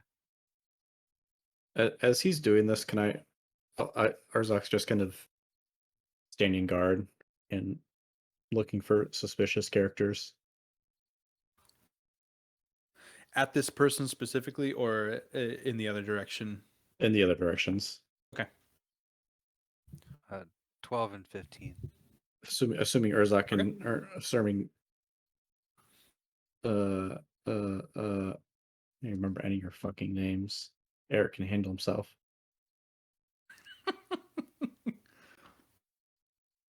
If only you didn't have a DM that littered the game with other NPC names that you had to keep track of. Maybe you'd know your party names. It's all the black mold getting to my head. Right. Yeah, Urzak, the coast seems to be pretty clear. There's nobody that sticks out to you that's giving you any super egregious red flags. There are a couple people that have kind of like followed along with you, but you would notice that they're all people that you have given silver to, and they're kind of just like sheepishly looking over in your direction to see if you'll spare some more. Nobody that you would think would cause any injury to you. And Eric, you successfully mend the guy's clothes, and he'll just say, "Well, I tried. Maybe the next time you all are in the capital, we can have a little game amongst the 5 of us. But until then, take care and let the guys up at the compound know that Graham Solomon said hello, and he'll jaunt off down the alleyway. Solomon offspring. Can I ask Graham? Well, Graham, you mentioned the compound. Does that mean and soldiers like to gamble? Is that what you, is that some of your audience there? He'll say, "Yes, I've held the People's Court in the compound within the walls several times. I've never been in the building. I don't particularly want to go in the building, but outside's very nice. Sometimes they have a fair, and I'll, play games with little kids or something like that." Well, I think, besides, what goes on in the compound, there's a lot of things that you can glean from the soldiers when you're playing outside the compound. Some gambling games and whatnot. So, like, what's the gossip around this succession and General Daunt leaving? General Daunt's leaving? Well, I would have thought you would have heard these rumors that Daunt is not the. Whoa, whoa, whoa! Where'd you hear that? Urzak's gonna grab Eric by his collar and just start dragging him away. Is it, Uh, that it's he's, obvious? He's gonna follow you. He'll say, "Wait! No! You can't just drop a bomb like that on me. Somebody who makes his living in the city where you said the leader is about to leave. What's going on?" Wait. So am I being pulled away by Urzak? Yes, but he's following you. Comically pulling you, yeah. Okay. I mean, resisted, you could not be pulled away. Not really. I can't really put up a fight against Urzak. He's not aggressively trying. It's a comically, I'm pulling you away. You rapscallion. See, I only am stating the obvious is that he is not a true leader. He'll say, "Well, yeah, nobody disagrees with that, but a leader's a leader. If you don't have a leader, nobody wants to be here, and if nobody's here, nobody's going to play my games. So I'm going to need you to tell me what's going on." And he's like from 0 to 100, super agitated now. Clearly mentally unwell, not stable in any way. Can I put out my hand to ask for the silver that Urzak gave him? You're asking for the silver back? Yeah. Kind of information comes at a price. He's gonna punch you in the face. What's your was it AC? a crit? 19. It was a crit, yeah. Okay, because it's a crit, I have immune because I have my armor. I'm immune to crits. Okay, so he'll do the regular amount of damage. There you go. Roll.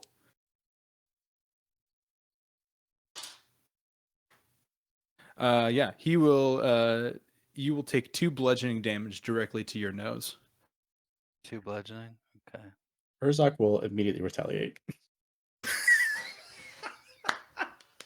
It's like you think you're getting like the upper hand on the small guy, and then the big guy just like fucking decks you right across the face. Yeah. Nice. All right, make a roll for attack. 17 plus 10 or 9.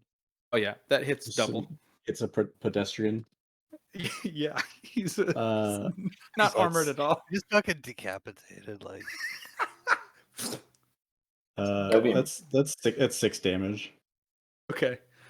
He'll be knocked down, and he like slides like almost 10 feet back from your location, and he'll stay down, and he's like kind of like disoriented at first, and then he'll yell up at you, "You bastards! The next time you're here, you're playing my game. You hear me? You're playing it, whether you like it or not. and he'll get up and run the other direction, back down his alleyway. Is Urzak pursuing or anything? No, Okay. he is continuing to drag you though. I will hit him with Yeah. a sentinel opportunity attack and stop him. Kill him. Pulls out the spear. I of won't. the I'm not bear. actually doing that. I just thought it'd be funny. You can like leg Lop leg off his sweep him. legs. Yeah. So I already forgot that dude's name. Urzak, who the fuck was that? What do you fucking say his Eric, name was? make an investigation check for me. Okay.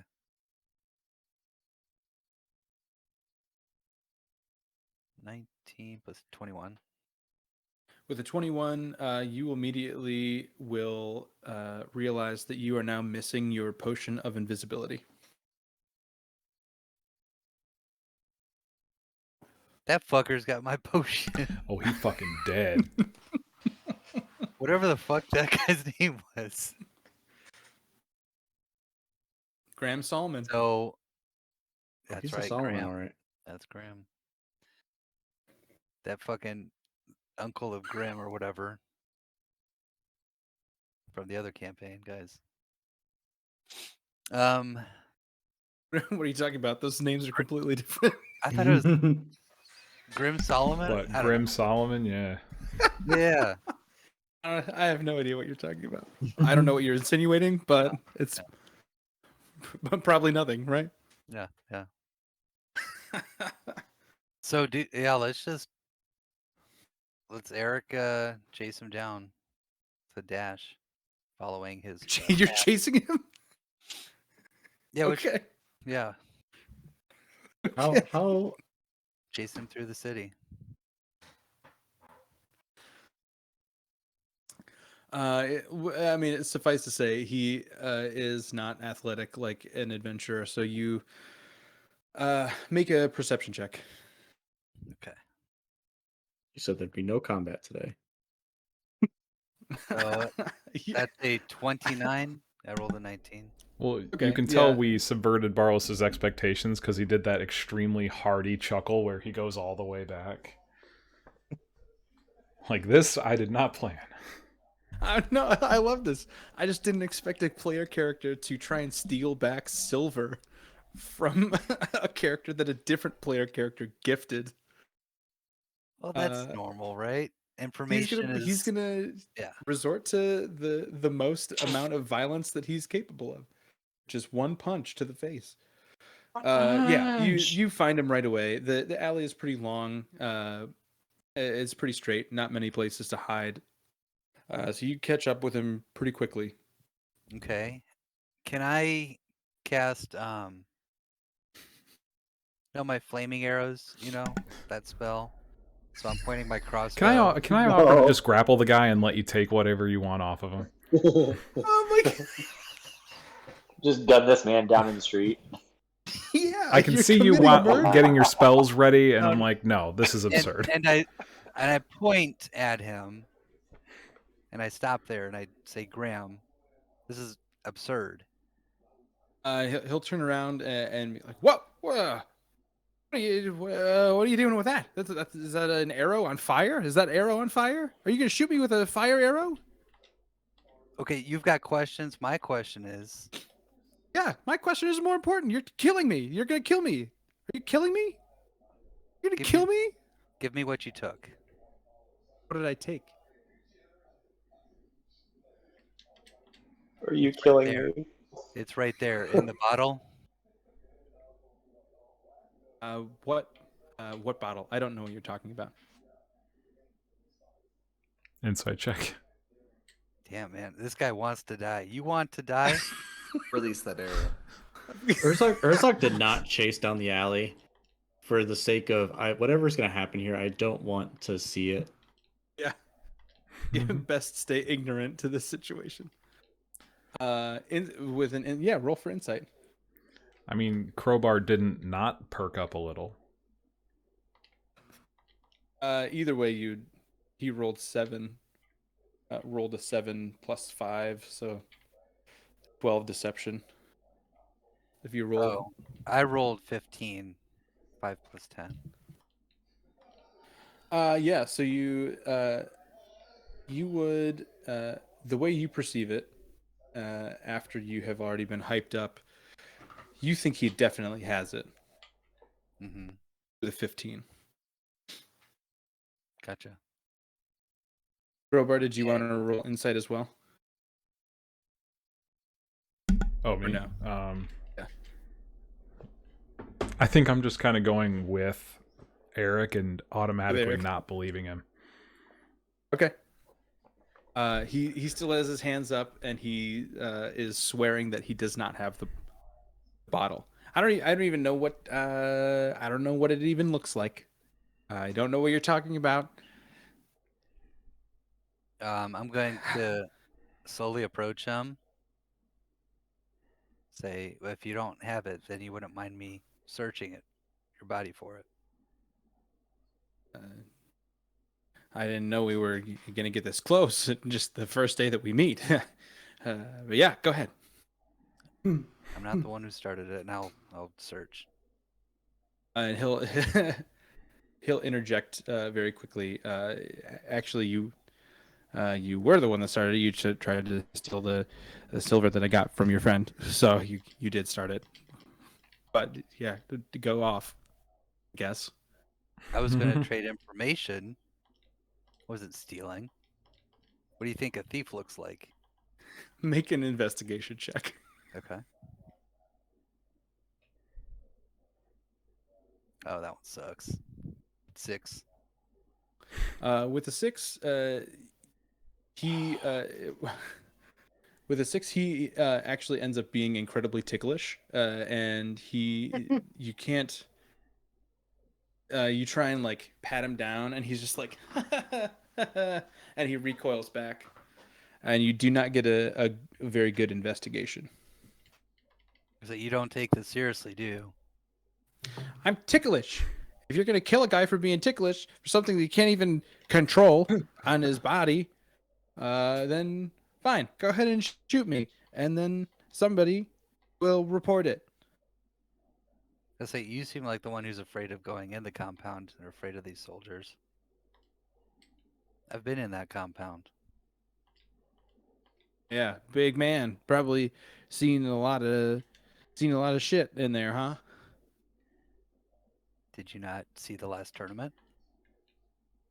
No, I'm a street hustler. Where do you think I was during the last tournament? On the street, hustling people like you. So you admit you're hustling. I think you're hustling, and I'm gonna have enough of it. Eric's gonna try to like unarmed strike him, but not to kill or anything, but Okay. pistol whip him, I guess, this way.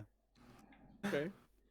Um, Okay. Wait. So are you unarmed striking him, or are you hitting him with something? Because those are two different things. Gotcha. Well, yeah, I just don't know what to roll, but yeah, I would pistol whip him basically. No, I wouldn't shoot the flaming arrow, but I would hit him with the. So not an unarmed strike. No, not Unarmed technically. strike is hitting him with your fist. So what would the melee? So you're looking to hit him with the stock of your crossbow. Yeah, yeah, Is what I'm gleaning. yeah. Okay. What does a club do? D6? Yeah. Yeah, roll to attack. Oh, 1d4. Roll to attack, and then it'll be a d4 damage. What is my what's my modifier? So I rolled an 8 to attack. That's a good question. Do you have a weapon with you? Melee weapon. That is your strength plus your proficiency bonus. Assuming you're proficient with the butt of a crossbow. So strength I'd see. is -2, and proficiency is +5. So it's plus 3. Plus 3. So 11.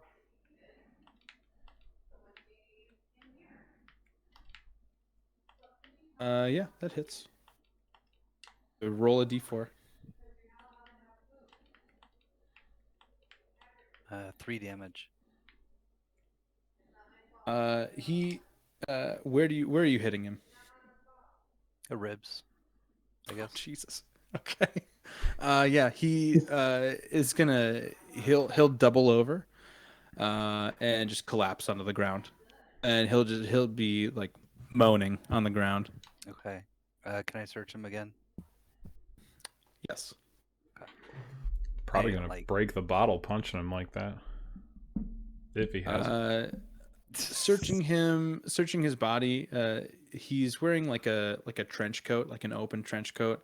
There are a couple pockets inside, but mostly it's just straight fabric.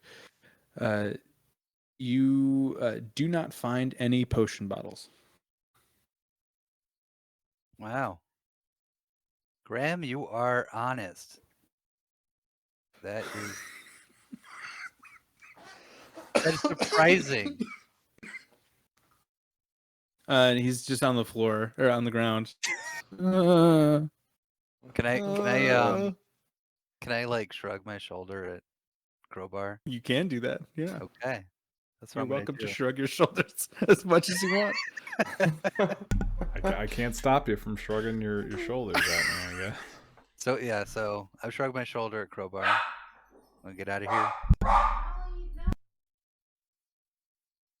Damn, dude, Eric really took a turn in this episode. What is going on? Hilarious. Yeah. So if you're just gonna leave him there, he can't pursue you anymore. He probably has a couple fractures from Urzok earlier, and you just broke several of his ribs. So he is laying on the ground, unable to move. Okay. Well, going back to the party, can I at least sort of passively perceive potion of invisibility, like he dropped it or anything? What's your passive perception? That is 20. Walking back down the alley, just kind of glancing over things as you're walking back, you do not see anything that resembles the bottle that you had held before. All right, Eric's just accepting that he fucking threw it into the crowd or some stupid thing. I don't know. It's gone. But he's going back to the party. So that was stupid.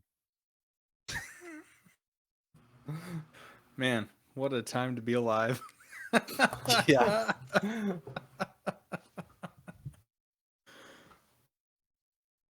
right, where are you guys going now? Now that you assaulted a citizen. Yeah.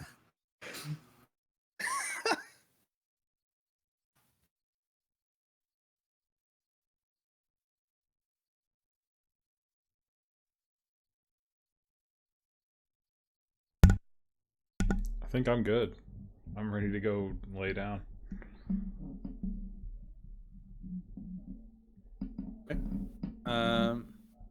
Walrus juice.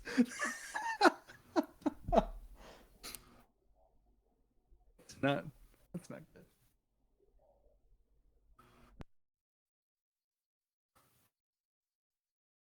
Yeah, so are you, I guess Urzak's not here, but between the two of you, are you looking to go back to the compound and search there and then kind of take a rest there?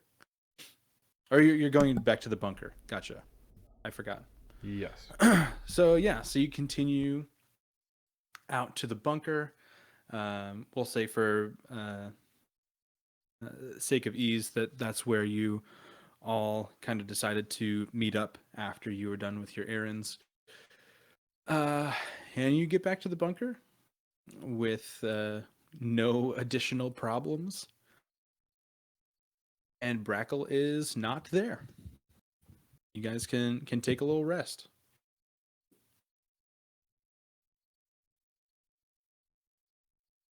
Okay.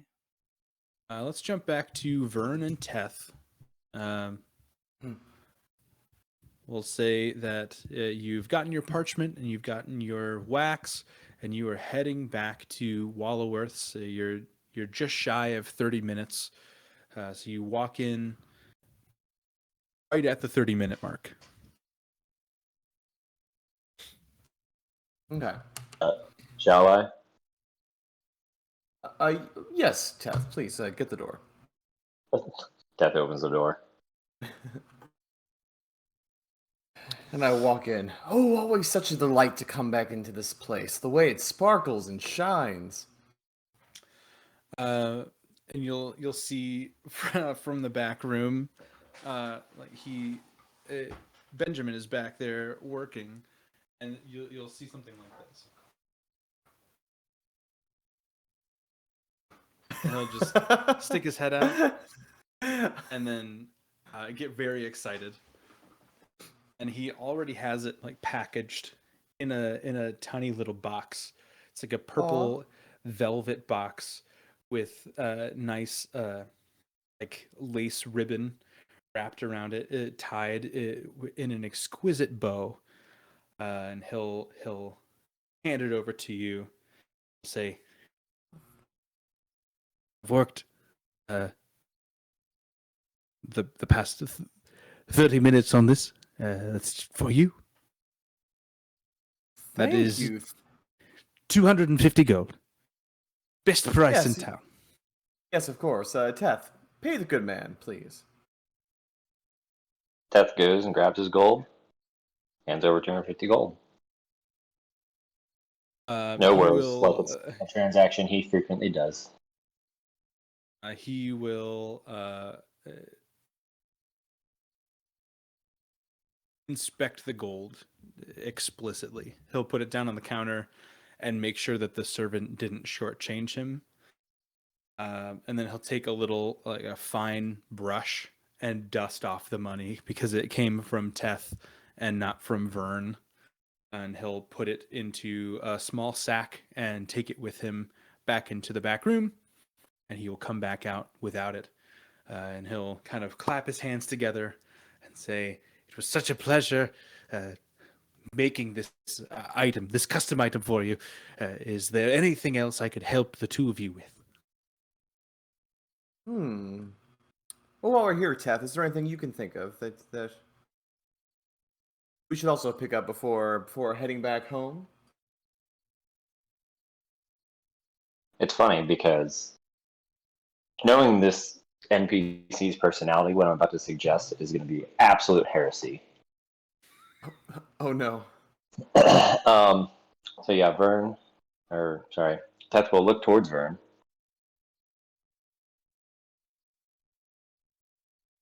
Sir, I believe that there's also the confetti for the piñata. I believe that we also need crushed diamond to put inside. That is right. That is right. How can I almost forget the piñata? It's so important.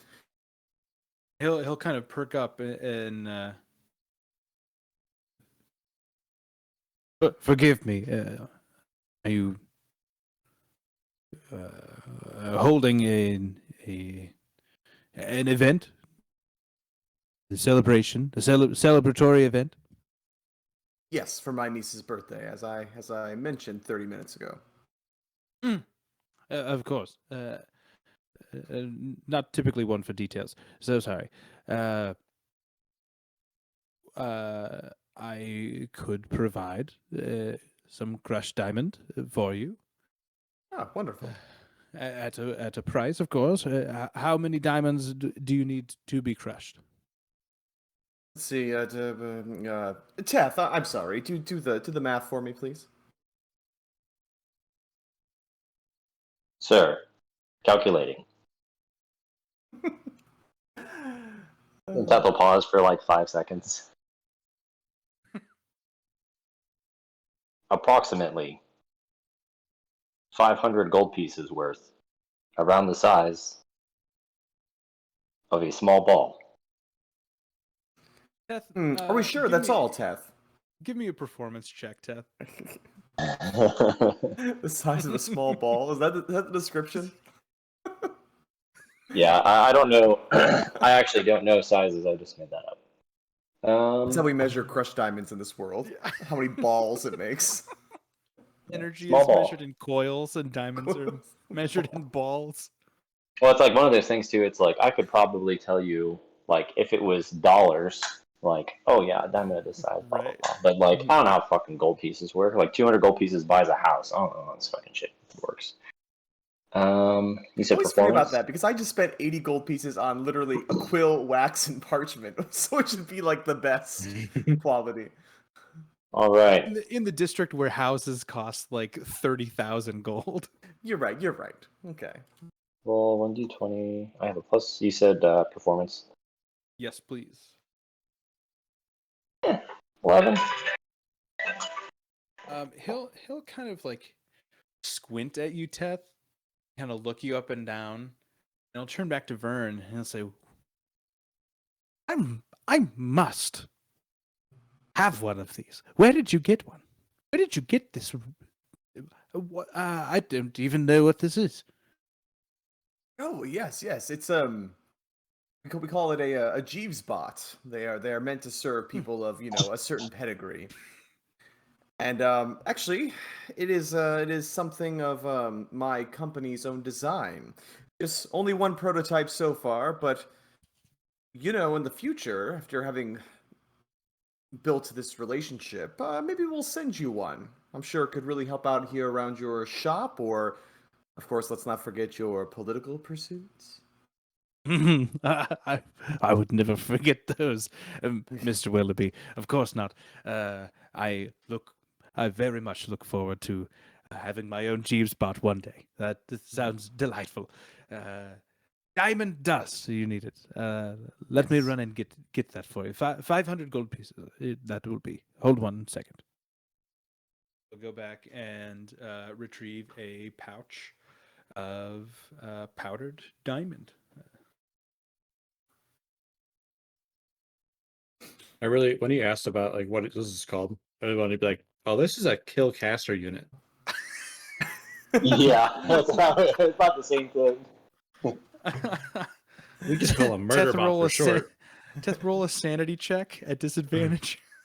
No. Being called the Jeeves bot.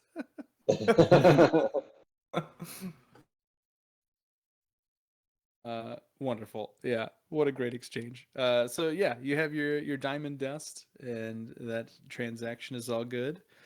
And he'll say, "So happy to be of service to you today. Is there anything else that I could do for the two of you?" No, I think we are good. But for you, as you pursue what we talked about, and I hand him the paper that sort of gives my high praise of him and his establishment and the promise he shows for political office with my seal. Is it like a free paper, or is it in an envelope or something like that? It's just a. It is a no, it's an envelope. So he can take it out and read it and then like tuck it back away until he's ready Okay. to like ever use that if he needs to. Gotcha. He will look surprised and kind of look at you, and he'll say, "You didn't have to get me anything. What is this nonsense?" And he'll open it and take some time to read it. And he'll look up at you and look back at the paper.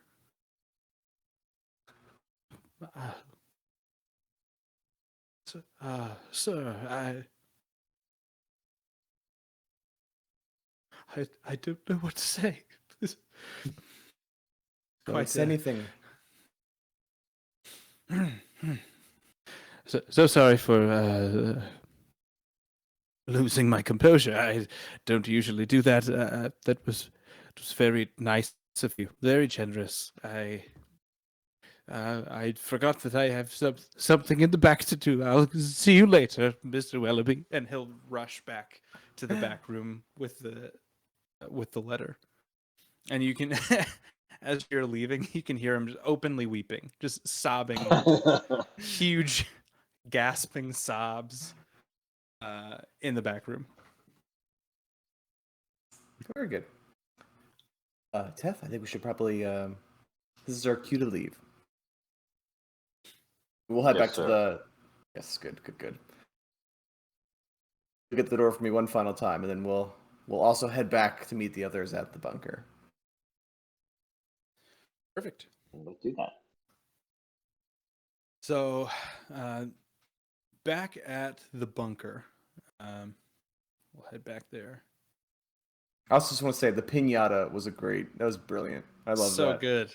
So Dude, I was like, Diamond dust falling down. how am I gonna tell this guy who literally like crafts and like refines diamonds and scoffs at 300 gold piece diamond that I want the crushed version? What a pretentious rich person activity though. Just like crushed diamonds raining down on their children at a birthday party. Just, I mean, you know that's going to be swept up and thrown Yeah. away. Yeah. Just Yep. falls out of the pinata, just all over the ground. Hilarious. Yeah. So you are. Oh, hold on 1 second. I'm on the wrong layer. Fern and Teth without the aura. Socks here. Crowbars here. Rick.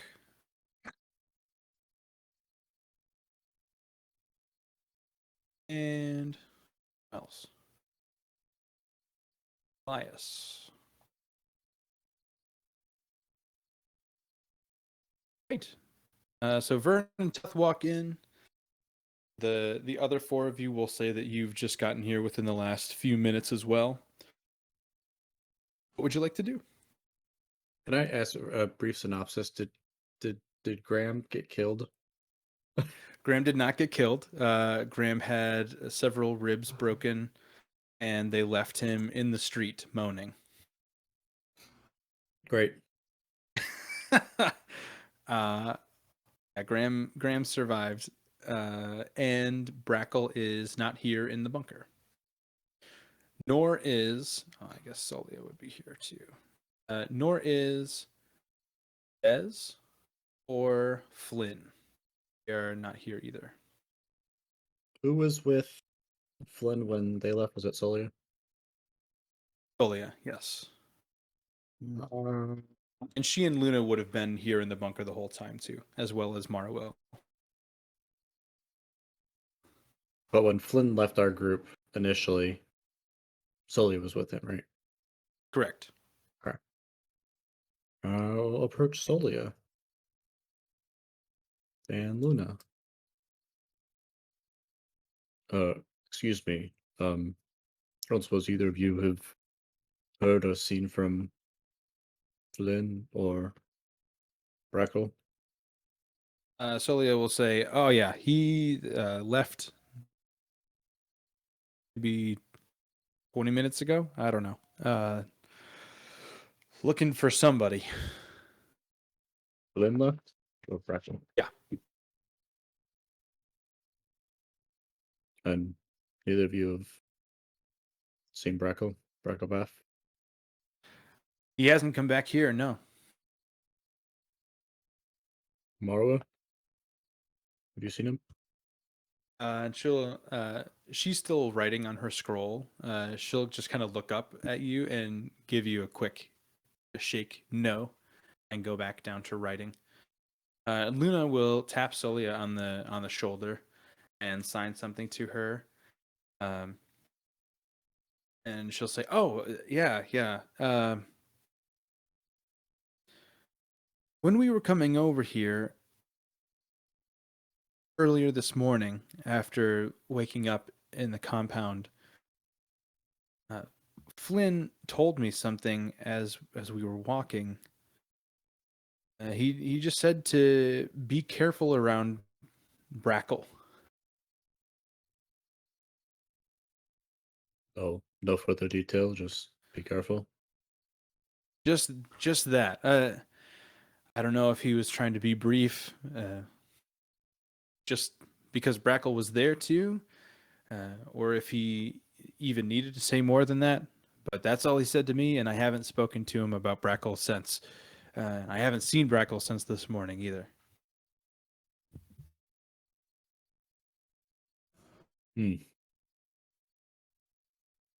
And I may be repeating previous questions from other people, but out of Antis, we haven't seen him since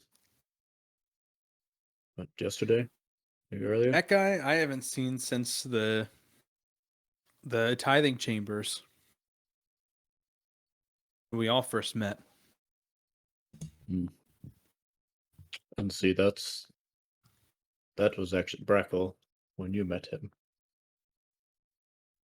That was Brackle? Yeah, he had a disguise on. Ugh. A creep.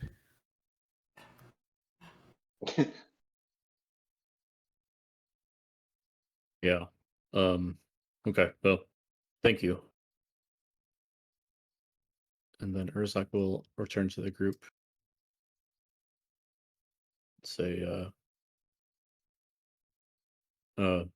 everybody, I hope I'm not.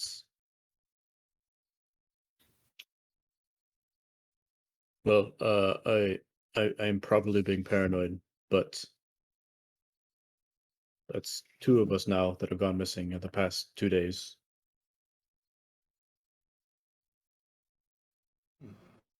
I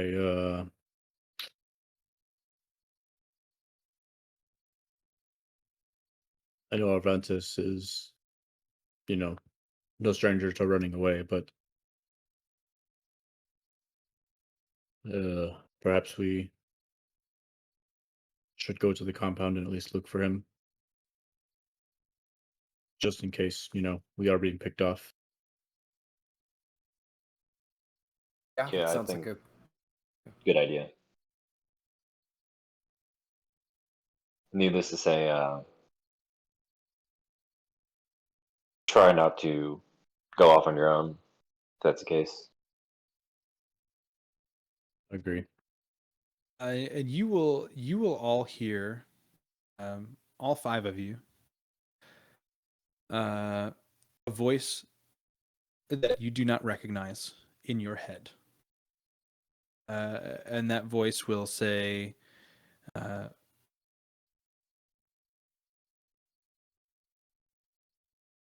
you, what is he going to say?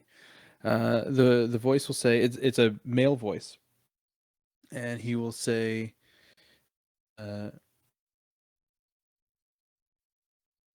you all need any extra help?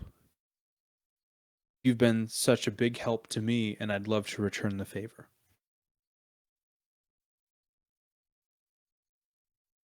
Can I insight a a voice in my head?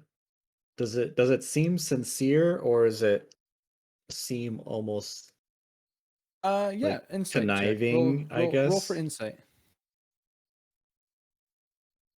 Natural 20 for 20. It would seem very sincere. It's telepathic, so it loses a little bit of the humanity. Mhm.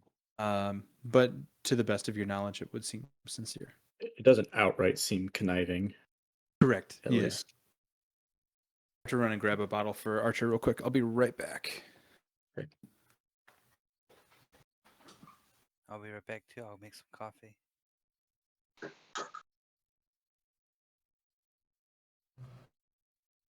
gonna grab another drink.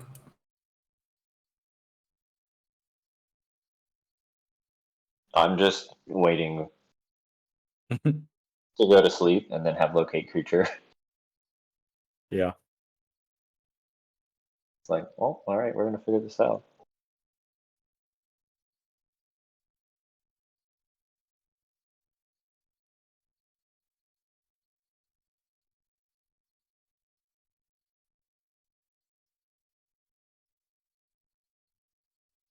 Oh, so since you're here and you actually know who I'm talking about, because they were briefly in your relics game.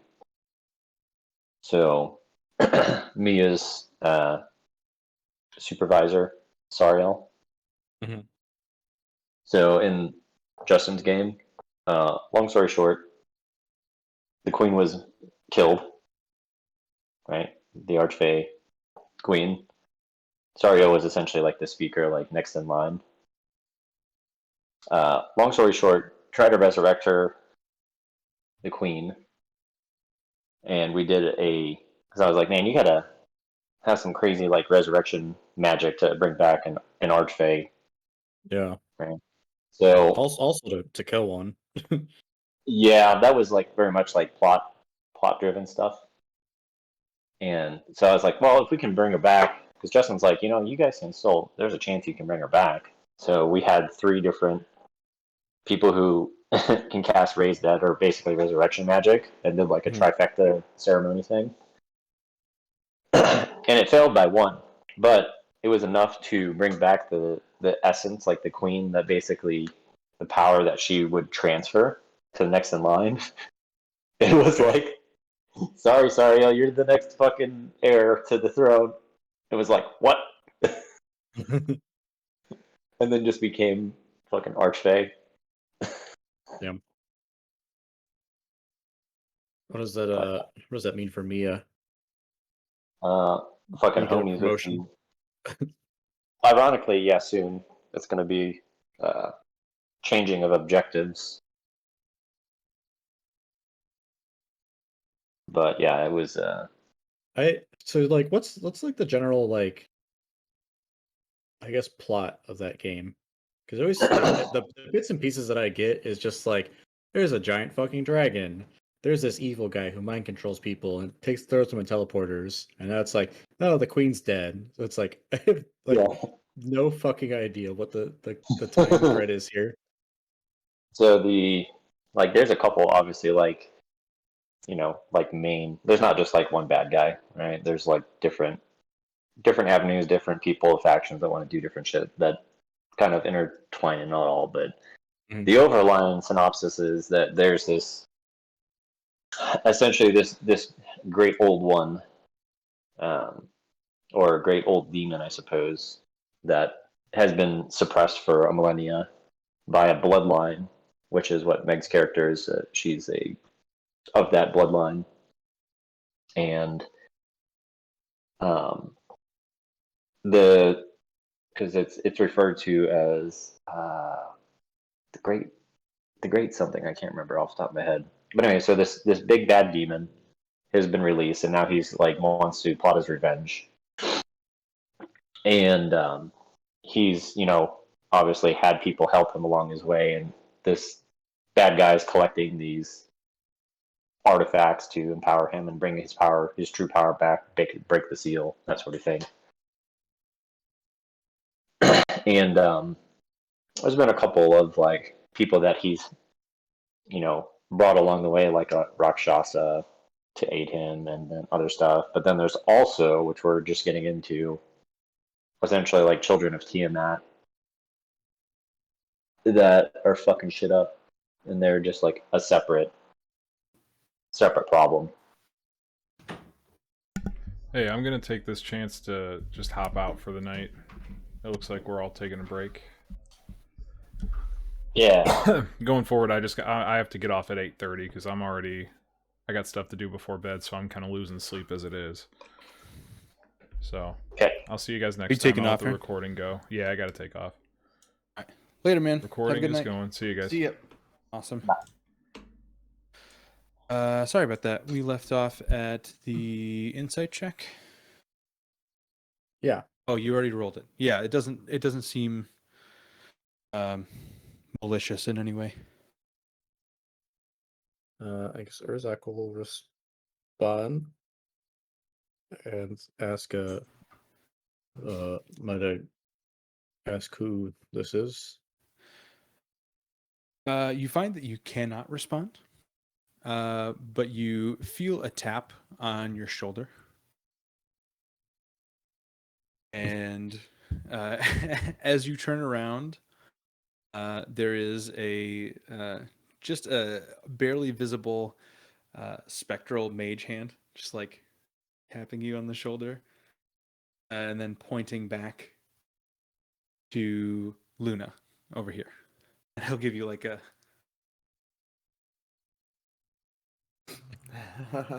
Urzak will wave back. Say, well, first of all, of course, we're happy to help. I'm always here to help those in need.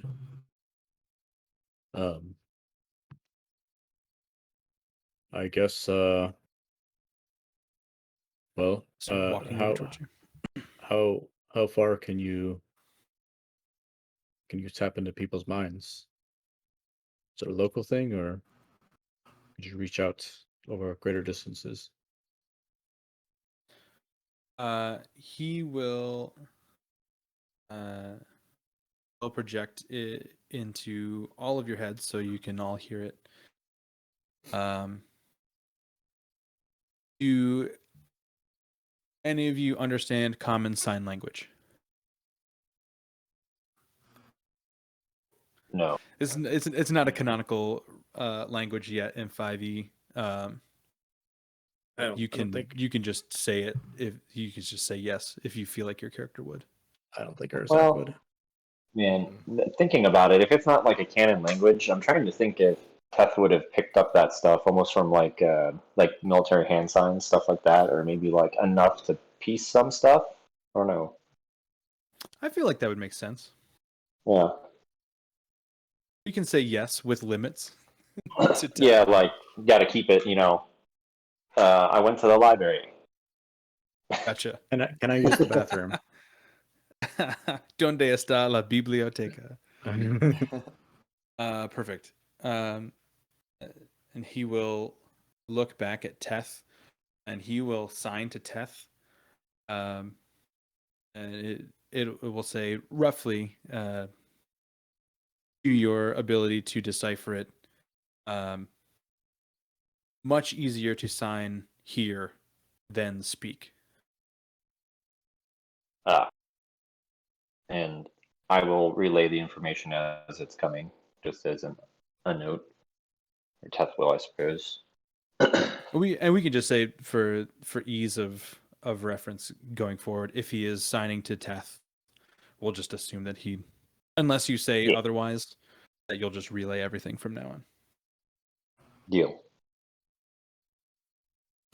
I mean, group, we're looking for help finding Sprackle, right? Currently, or So, Vantis. I'm sorry, Luna. So the answer to that question was no. You're not able to communicate over longer distances. He will sign back to Teth. So sorry, forgot to answer. Not long distance, very local. Okay.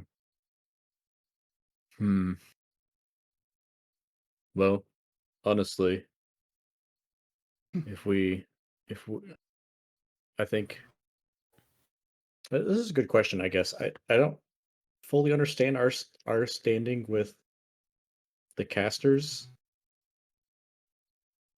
Yeah. Like, we were at the funeral, and Herzog thought they were going to be persecuted for murder, and then shit kind of went down. And Yeah. I guess almost in his mind, like, if that was going to happen, that it got interrupted. Mm-hmm. Yeah, that's totally fair. So, and they kind of, I don't know if they really snuck out necessarily. They didn't take the front door. Yeah. But I mean, I guess that anybody that would have had the ability to do something to you was pretty occupied at that point. You're also operating in broad daylight. Like, as you walk through the town, there are caster guards. They're like city guards. Like, scout troops are out, just like patrolling. And they have not done anything to you. They would recognize us. And oh yeah.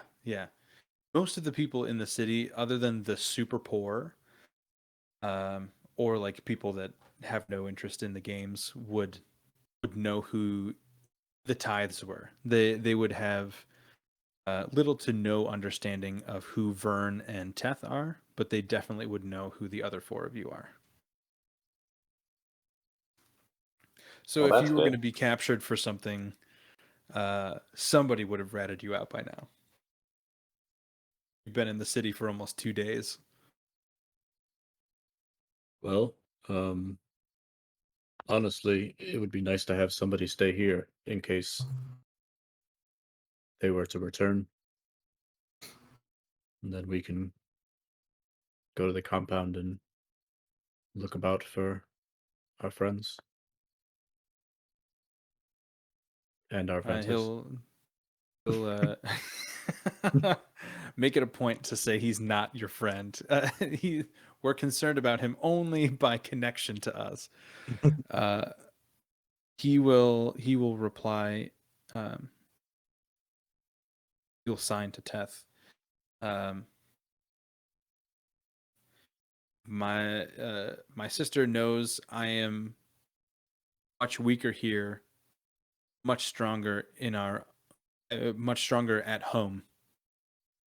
She worries for me. She will like me staying here.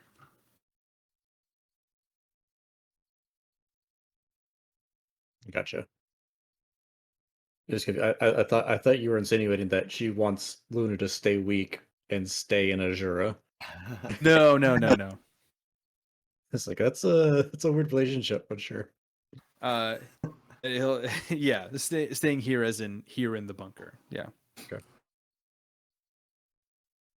Yeah. If they return, just tell them to sit tight, and we'll be back. And he'll say,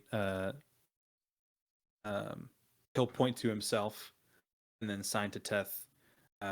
Find a way to contact you. I will find a way to contact you.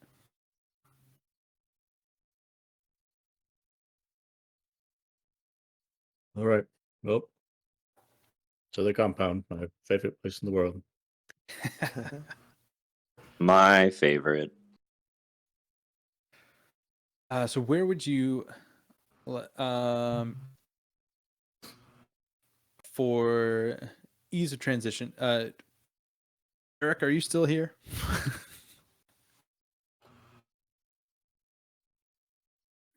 Yeah, sorry, I'm eating some dinner. Okay. Yeah, that's no problem. Go ahead. I was going to have Eric stay here if you were gone for the night. So Crowbar will mention that he has some training that he wants to work with Elias on, and just to keep him informed about anything that you find at the compound. So Crowbar and Elias will stay here. Luna will go back and stay with Solia. And the four of you will head out to the compound.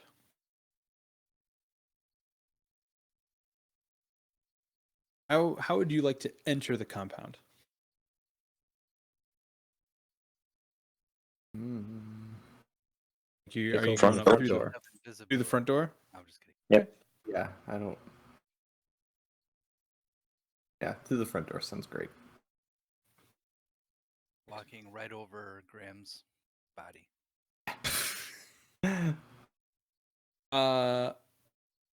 If you yeah, I guess you would go back through that way if you were to check up on Graham. He let's go to is that no alley. longer there. He is no longer there. Turns to not Going, Crowbar. he's going to the smaller streets to. We're going a very strange route. What are we doing here? Just needed to check on something real quick. I just like the Ted's. Oh, the compound, my favorite. These robot Just boys. needed to make sure I didn't commit murder earlier. And even still, I'm not sure. So the body's gone. Could have worked. Who knows? I hate when I commit murder on accident. Yeah, dang, man. My hand slipped and I hit him really hard with my crossbow. All right. You are here in the compound in the foyer. What is your goal? I guess where would you like to go while you're here? It seems it's also very, very quiet. Which Urzak and Eric, you would recognize from your past experiences here. There's always something happening somewhere, so there's always some noise you can hear from some corner of the building. And not right now. It is very, very quiet.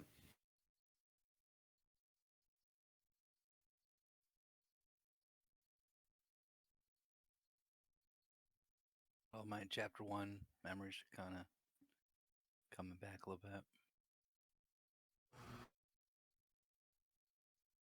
I guess there's That's good. other places Nothing like that 10 sessions in for them to start coming back. yeah. What'd you say, Teth? I'm sorry. I was just say, I guess Todd would vocalize because he's not familiar with it. But are there any places that they might, I guess, common areas that they would be, or rooms where they would stay? Well, I guess we can peek our head in the cafeteria, dining room, I guess, and check the infirmary, check the tithe quarters, and then I don't know, maybe see if we can track down Cerberus or Daunt. Yeah. Where would you like to go first? To the dining room, because it's got Apple Jacks. Apple Jacks. There are Apple Jacks in here. That's weird. So as you enter the dining room, you would notice one of the things that happened in chapter 1 when the characters were tithed, Vern and Teth, was that they would enter this room and the food that they wanted the most in that moment would appear there for them to eat. So anything that they craved or desired in that moment to eat would appear, would kind of show itself for them, and that has not changed. So you see on this back left table anything that the four of you would be thinking about if you're hungry at all right now. Whatever you are hungry for is already sitting on the back table as you walk through the doors. No people in there, just food that you would want to eat currently. For me, it's just a negative space where eggs, bacon, and other breakfast foods would be. But right now, it's like the absence of all of that. That's Alka-Seltzer tablets. Yeah, it's just piles, piles, and piles. Do we? Guess this. I guess wouldn't know exact logistics of this, but if would we know? Like, if somebody walked in while we were eating, would the food appear in front of us, or would there be food left over from when people were in there previously? The food would already be there, so you can see the things that you want, and there is additional food on the table as well. So the magic of the room is that it knows the creatures that will come into the room for a specific duration of time. If you cast detect magic on it, I'll just tell you above game, it would be divination magic. That's a very good defensive mechanism. It's just to produce your enemy's favorite food to get distracted. Yeah. So I remember an effect when we were in the tithes that we couldn't use magic in the compound. Correct. So Eric wants to test that theory to see if that's still active, blocking. Above game, that's already been tested, and you are able to use magic. Okay. Unless you want to retest today, if you I'll think just Eric check would the retest weather. today, but Yeah. yeah, you're able to accurately predict and check the weather. Like whispering up to the skies, what's the weather going to be?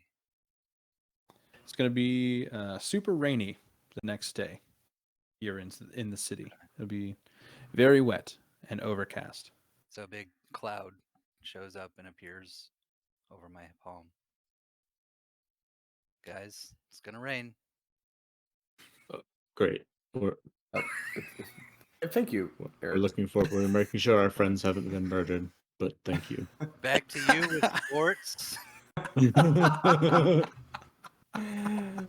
Hey, Jim. Great to be here today. Today we're out with the ties and the tithing field. There's some big ents. Don't forget your polling station. As you can Um, see, moving up through the affluent district, we have a low pressure system. Yeah, and then a PSA about voting in the next election. Yeah.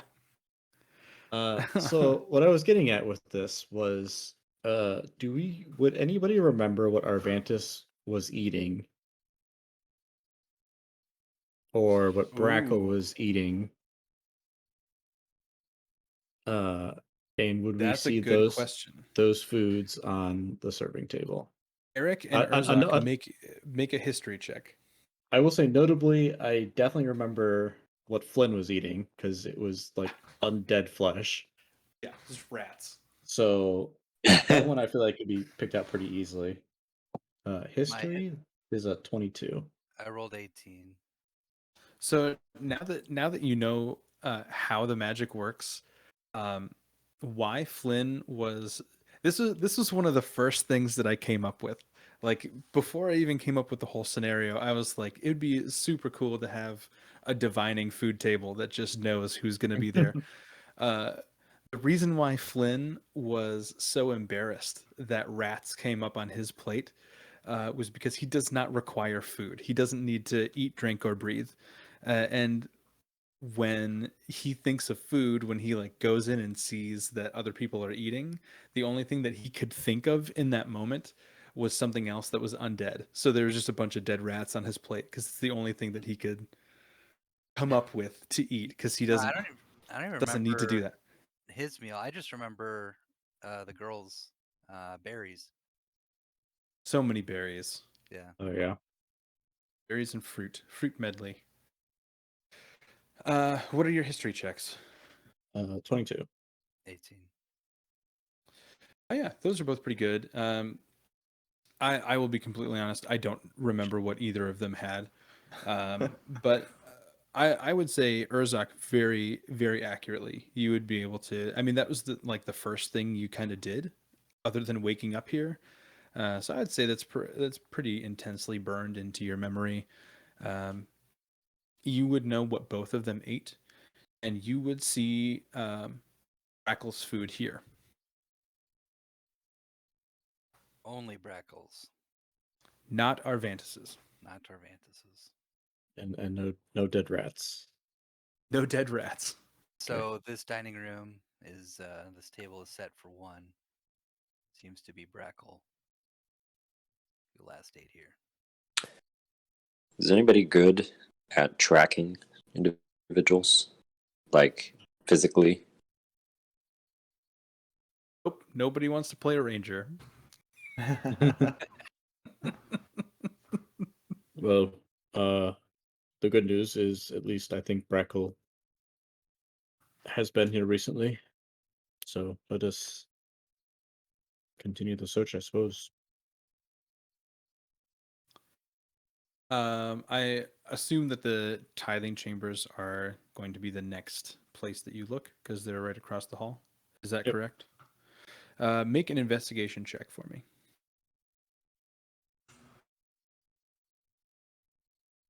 Actually, all of you, all four of you, snag that investigation.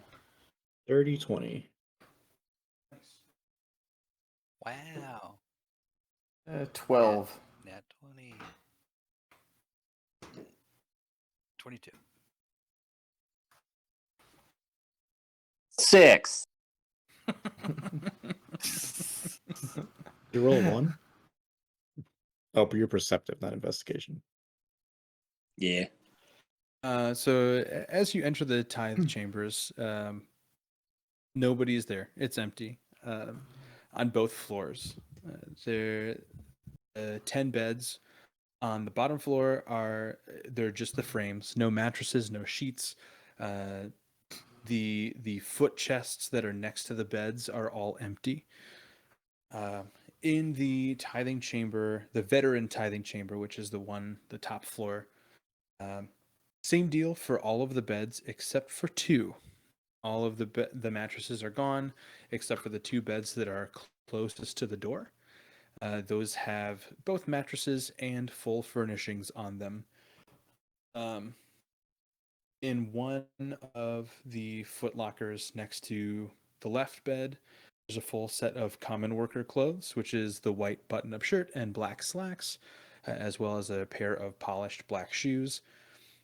And in the other one, there is a broken off piece of Elias's old spear.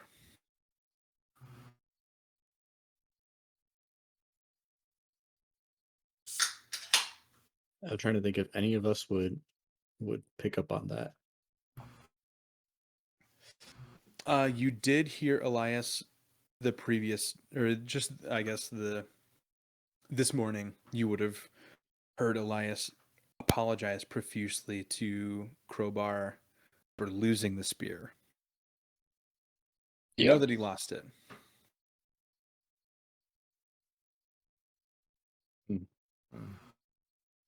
I would say that Murder you is traveled enough with him to know what his spear would look like. It's very similar to a lot of the equipment that Crowbar would be carrying too, so you'd be familiar with that type of craftsmanship. It smells like pork. Smells like orc.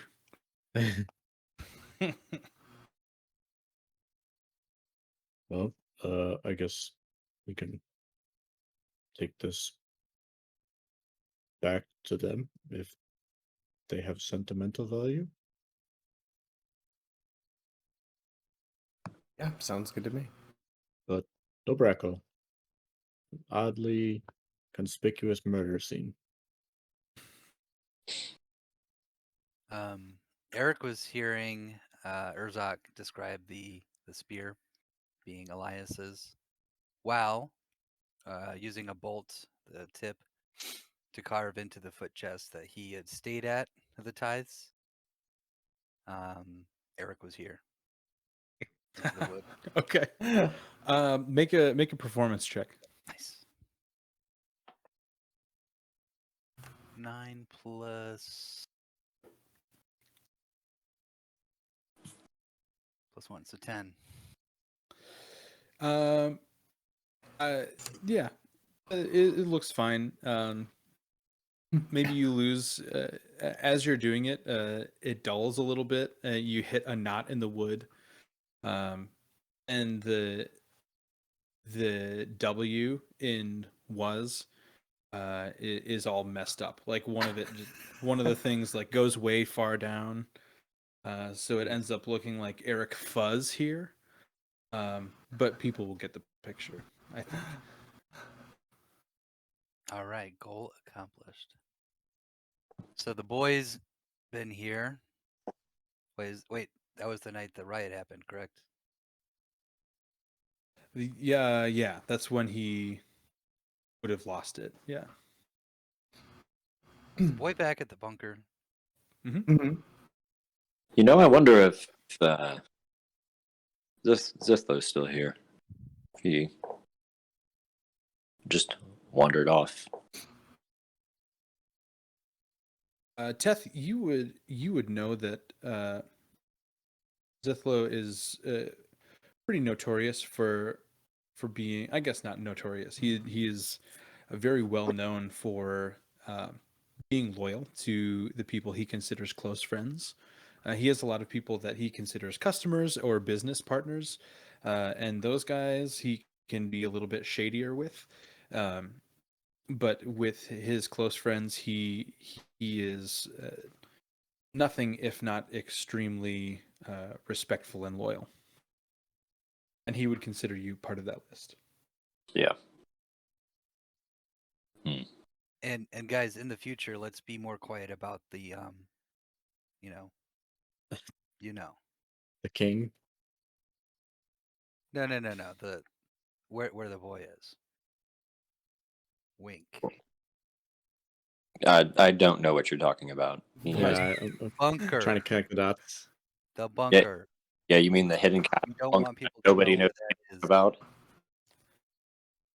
Yeah, I thought you were talking about the whole thing with the king, or with Daunt not being the That's what I leader thought too. and Yeah, spilling that information to a peddler on the street and causing a ruckus. See, look, I didn't say anything Is that people don't already know. Oh my god. I don't think our characters would know He's that a because scared leader. that was a thing that happened between Brackle and Daunt, and I don't think Brackle told anybody about it. That's what I mean. That's like I just thinking that he's like a scared leader. He's not fit.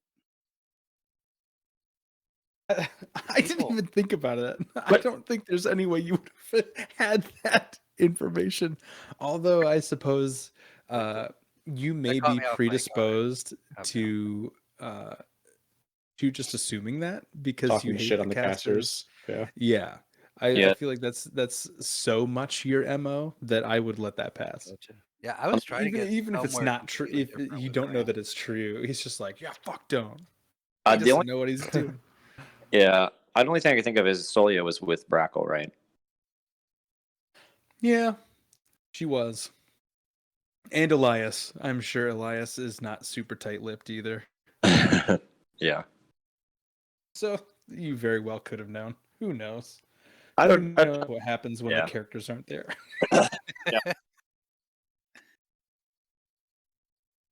All right. Well, do you want to go to the infirmary? Yes. So the infirmary still does not have anybody there.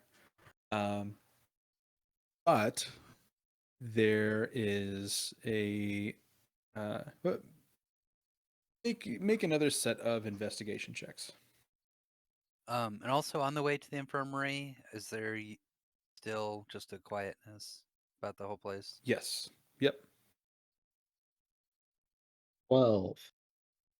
4. And 21.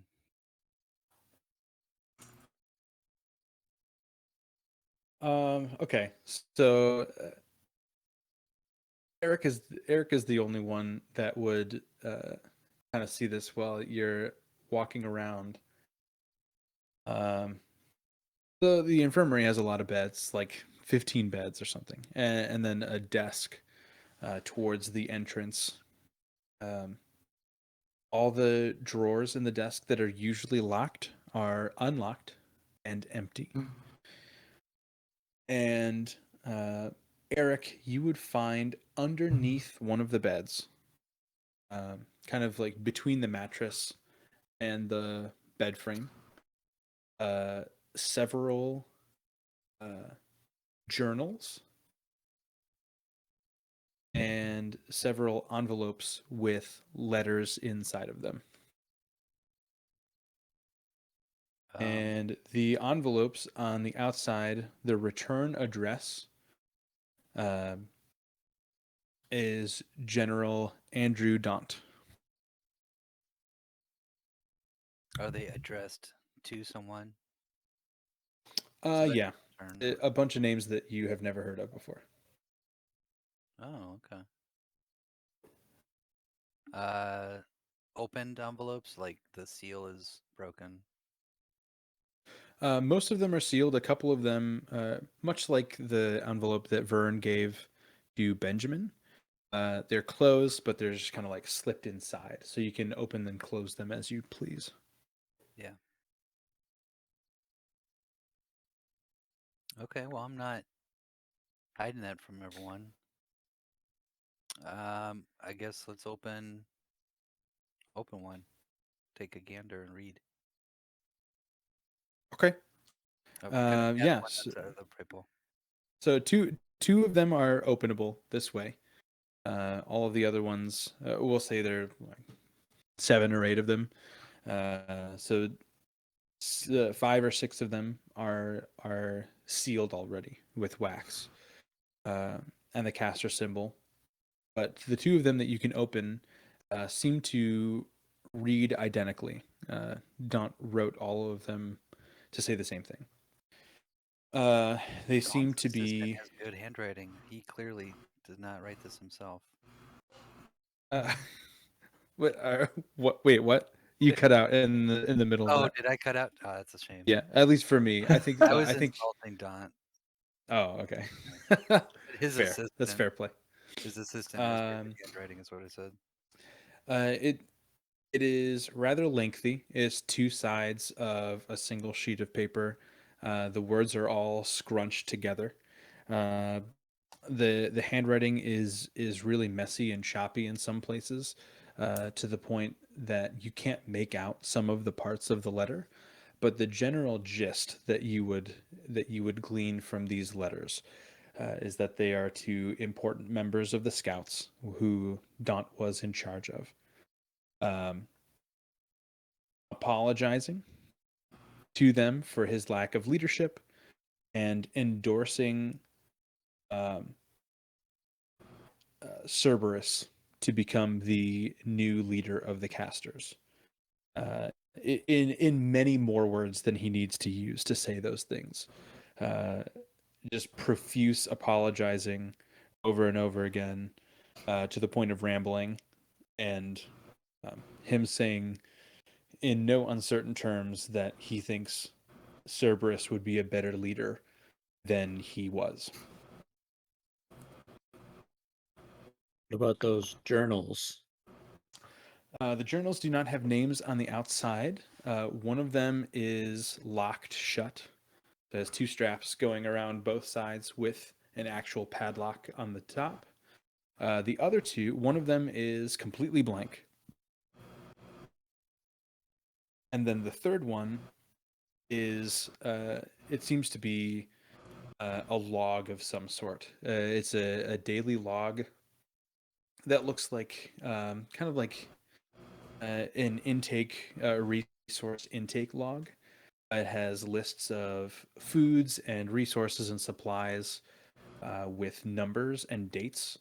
You could surmise that each page was probably, or like a series of 3 or 4 pages would be used for one day, and each page would be used for a specific thing.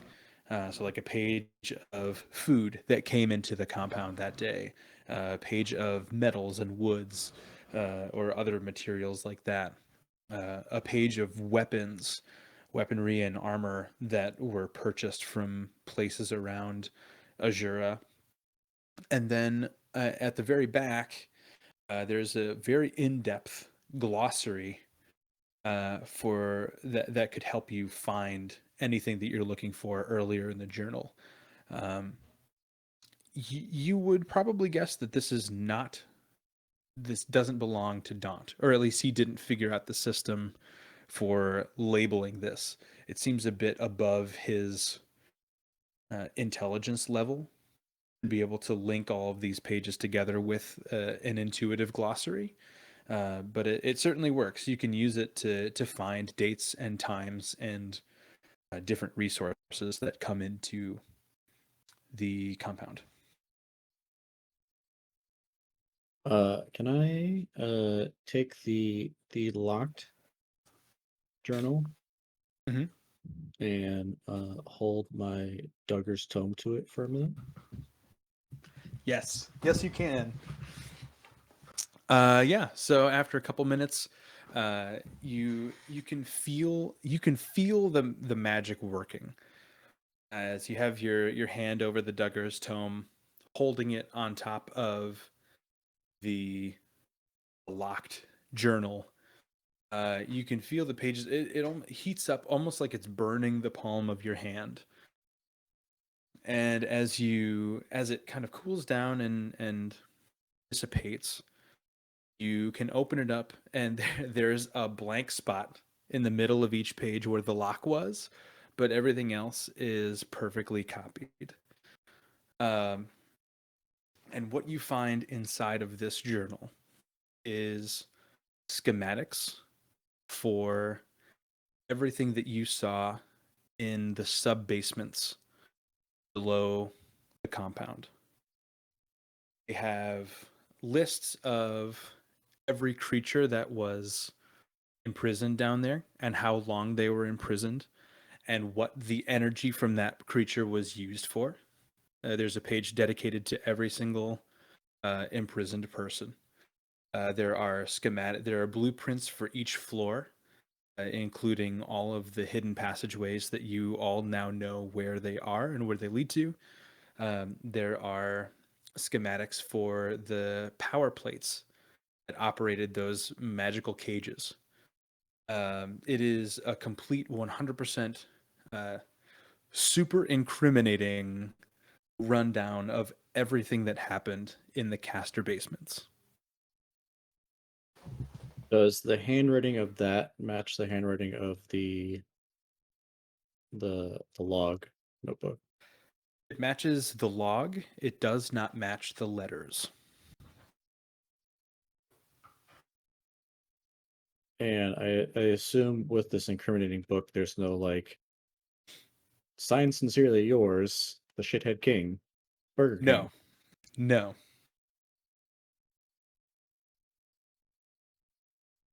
Did we find any documents from the king You did. from before? You did. I don't know who kept them. I assume probably Brackle, but you do have documents. Yeah, they're still in here too, under Yeah, they're still in roll 20. handouts. Yeah, I don't have it on my character sheet, so I definitely don't have it.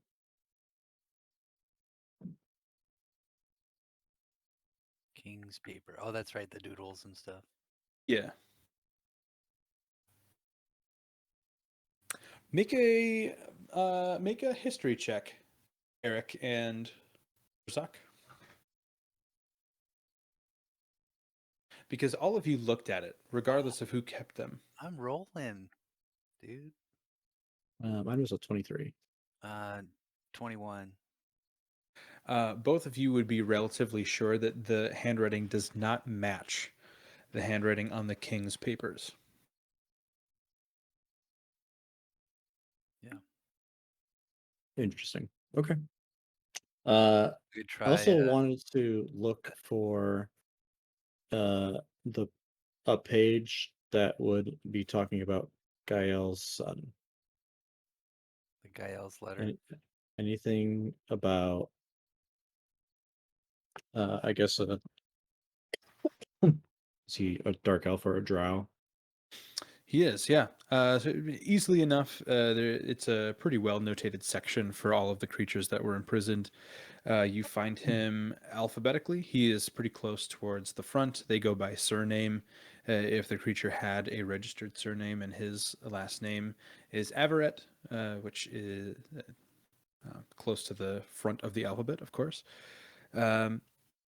It has his weight at the time that they found him and put him down there, which was a pretty standard weight. And then they tracked his weight once a month as long as he was down there. He was imprisoned down there for the better part of 6.5 years.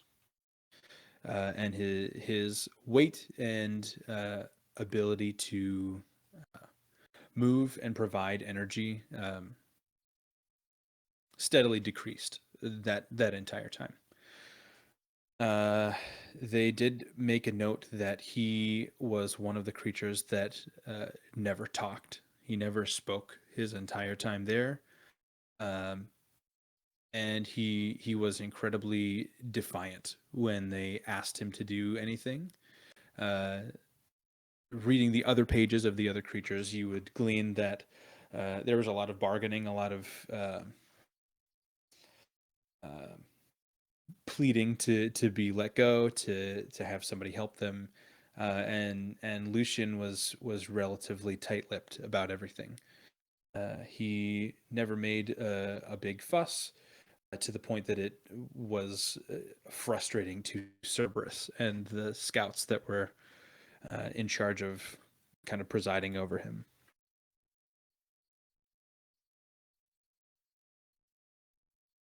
And then was there any mention of what the energy was used for? For him, he was used to power essentially a large crystal that Abish used to create the anti-magic field. He was one of the creatures that they used to block other creatures' magic inside of the compound. Good. See, Vern, this is the kind of stuff that you don't want to endorse politicians for. Trapping people in basements and sucking the energy out of them. I have a question, DM. Yeah.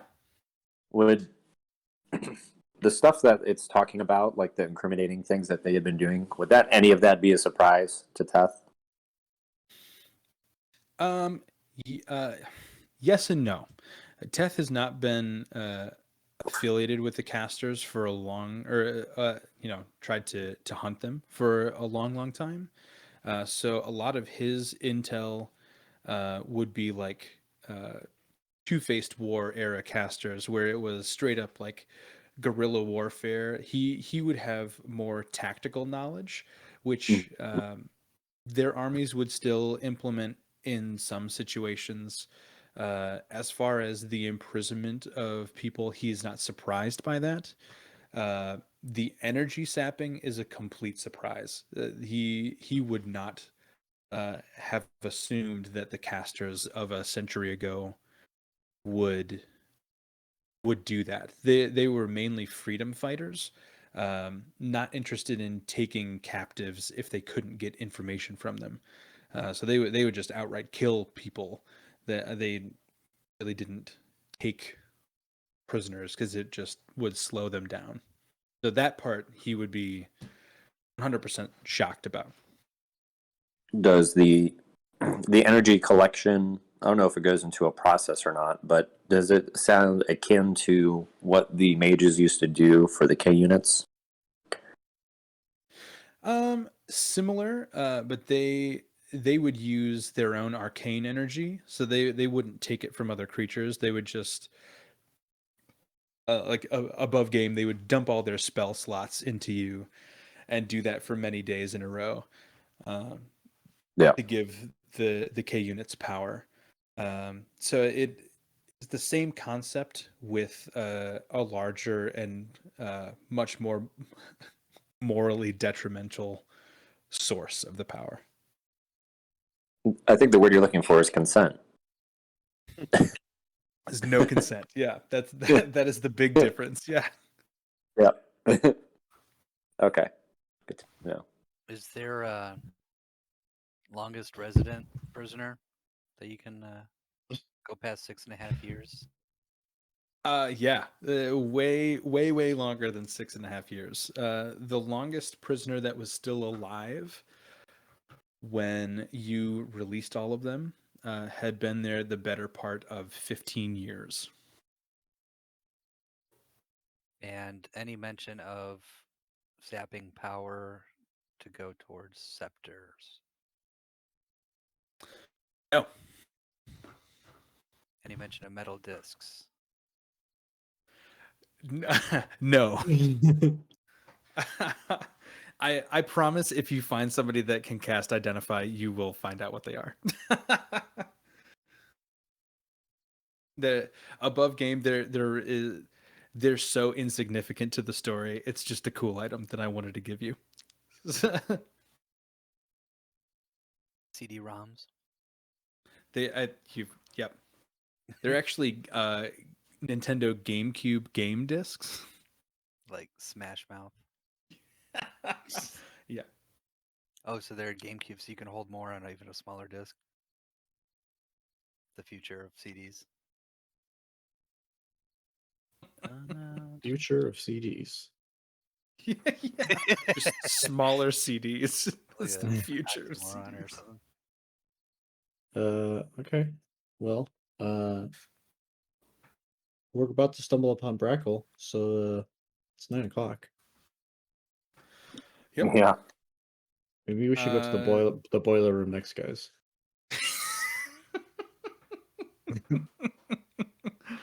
Yeah. Upon investigating the incinerator, you find nothing but ashes and a scrap of blue clothing. One more question for the log prisoners. Yeah. prisoners that, besides like Lucian, that are just like, oh, I know that guy, sort of thing. That Like is a right good away. question. So I don't know that you specifically would know anybody. Um,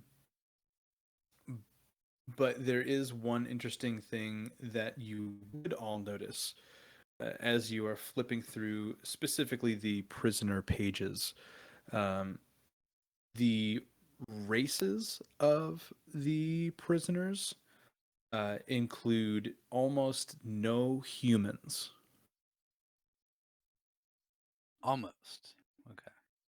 There are like one or two of them, but they don't seem to be of any significance. The portraits drawn of them show them to be older, a little more gaunt, and this is when they're admitted. So likely citizens that they thought lesser of anyway.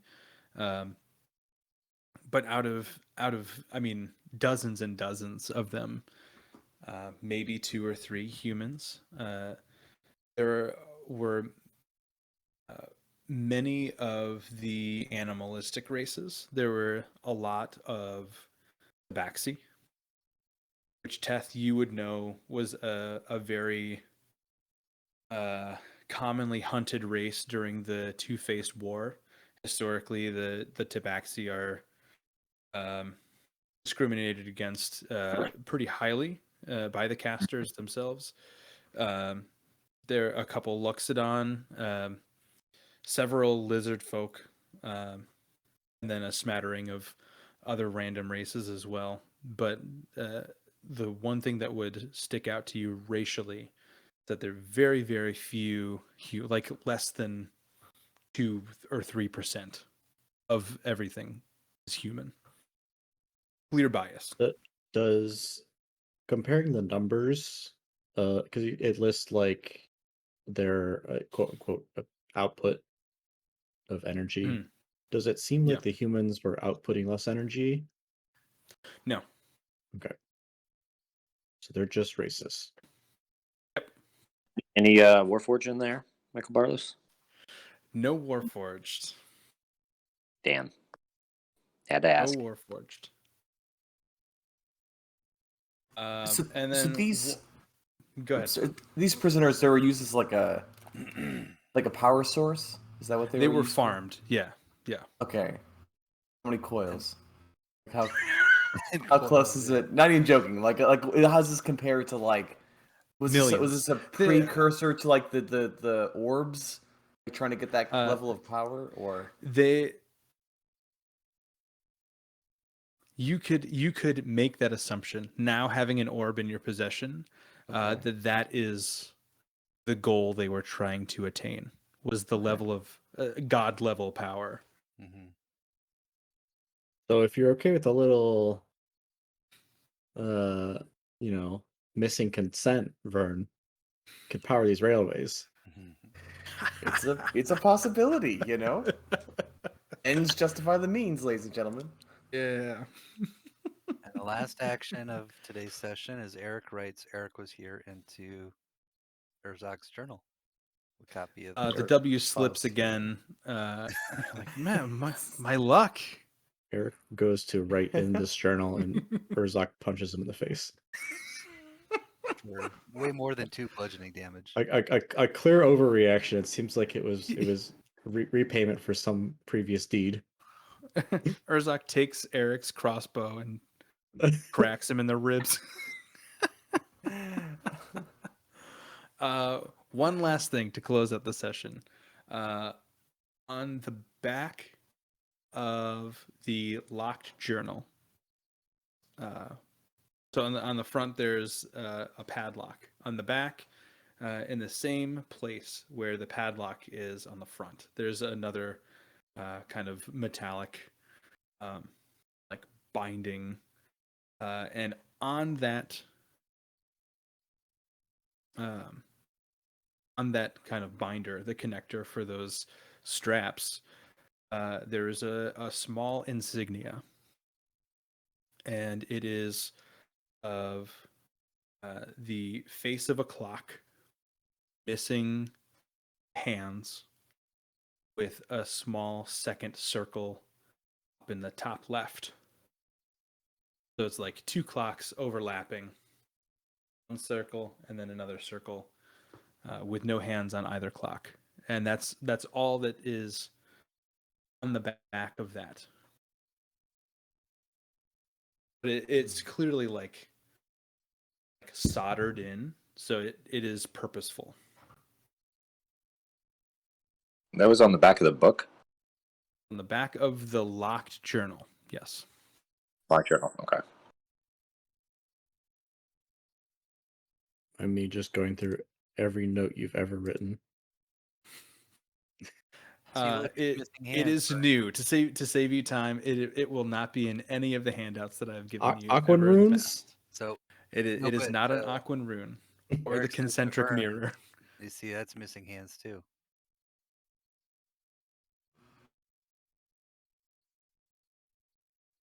I'm sorry, was it Vern that was missing hands too? Is that the joke?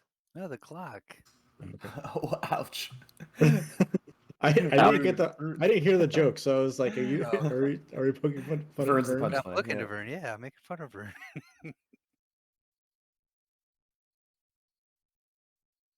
Pointing out his, decrepit hand, missing hand. Camera pans to Vern's hand, and then the signet ring, and you just see the clock face.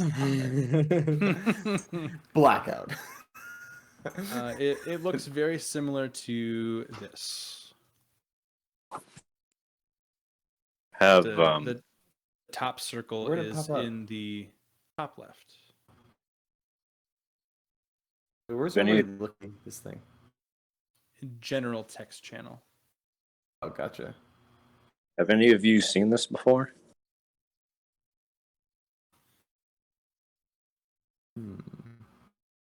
Can't say that I have. Interesting. Yeah, no, none of you would have seen that before.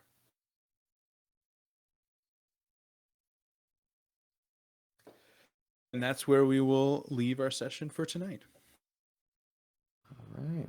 All right. Good session, guys. Lots of cool stuff happened. And I Yeah. punch him in the ribs.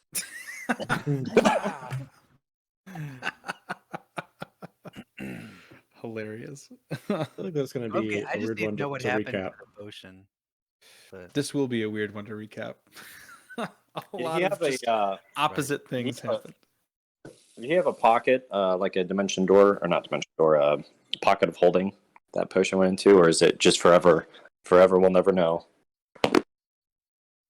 You just don't know. Don't know. Okay. Don't know. He Fair. ditched it at a drop-off spot. But yeah. like to I think we came know 100% out it's in positive. character for you guys not to pursue that guy, especially after Eric brutally assaulted him in the street. I am a little bit sad that above game you didn't take the bait of Graham Salmon. Yeah. Yeah, I very much was like, fuck, like I want to go do this thing. I know you have something prepared and I want to do it, but Urzak would 0% do this. Right. It's okay because whatever I had prepared, if I had anything prepared, it's mobile, so it can pop up again. Graham Salmon will be And now, back. even better, now Graham has a grudge against Eric, so he will definitely be back for sure. And an invisibility potion. No, he doesn't actually have it, right? Or does he? You don't know. Who Who knows? I don't know until he just stabs Eric in the Just, back. just decks Eric in the face and then. Bah! I have attacks though. Now Dude, I'm I not have invisible armor that anymore. is like assassination proof because of the no crits. It's true. That's awesome. Oh, It's yeah. true. What is your throat stab proof? Is your throat assassination proof? Yeah, let's I don't not think so. not test that, please. Awesome. All right, All right. guys. Well, good night, guys. See ya. Good session, Night. guys. Have a good Bye, night. everyone. See you guys. Bye.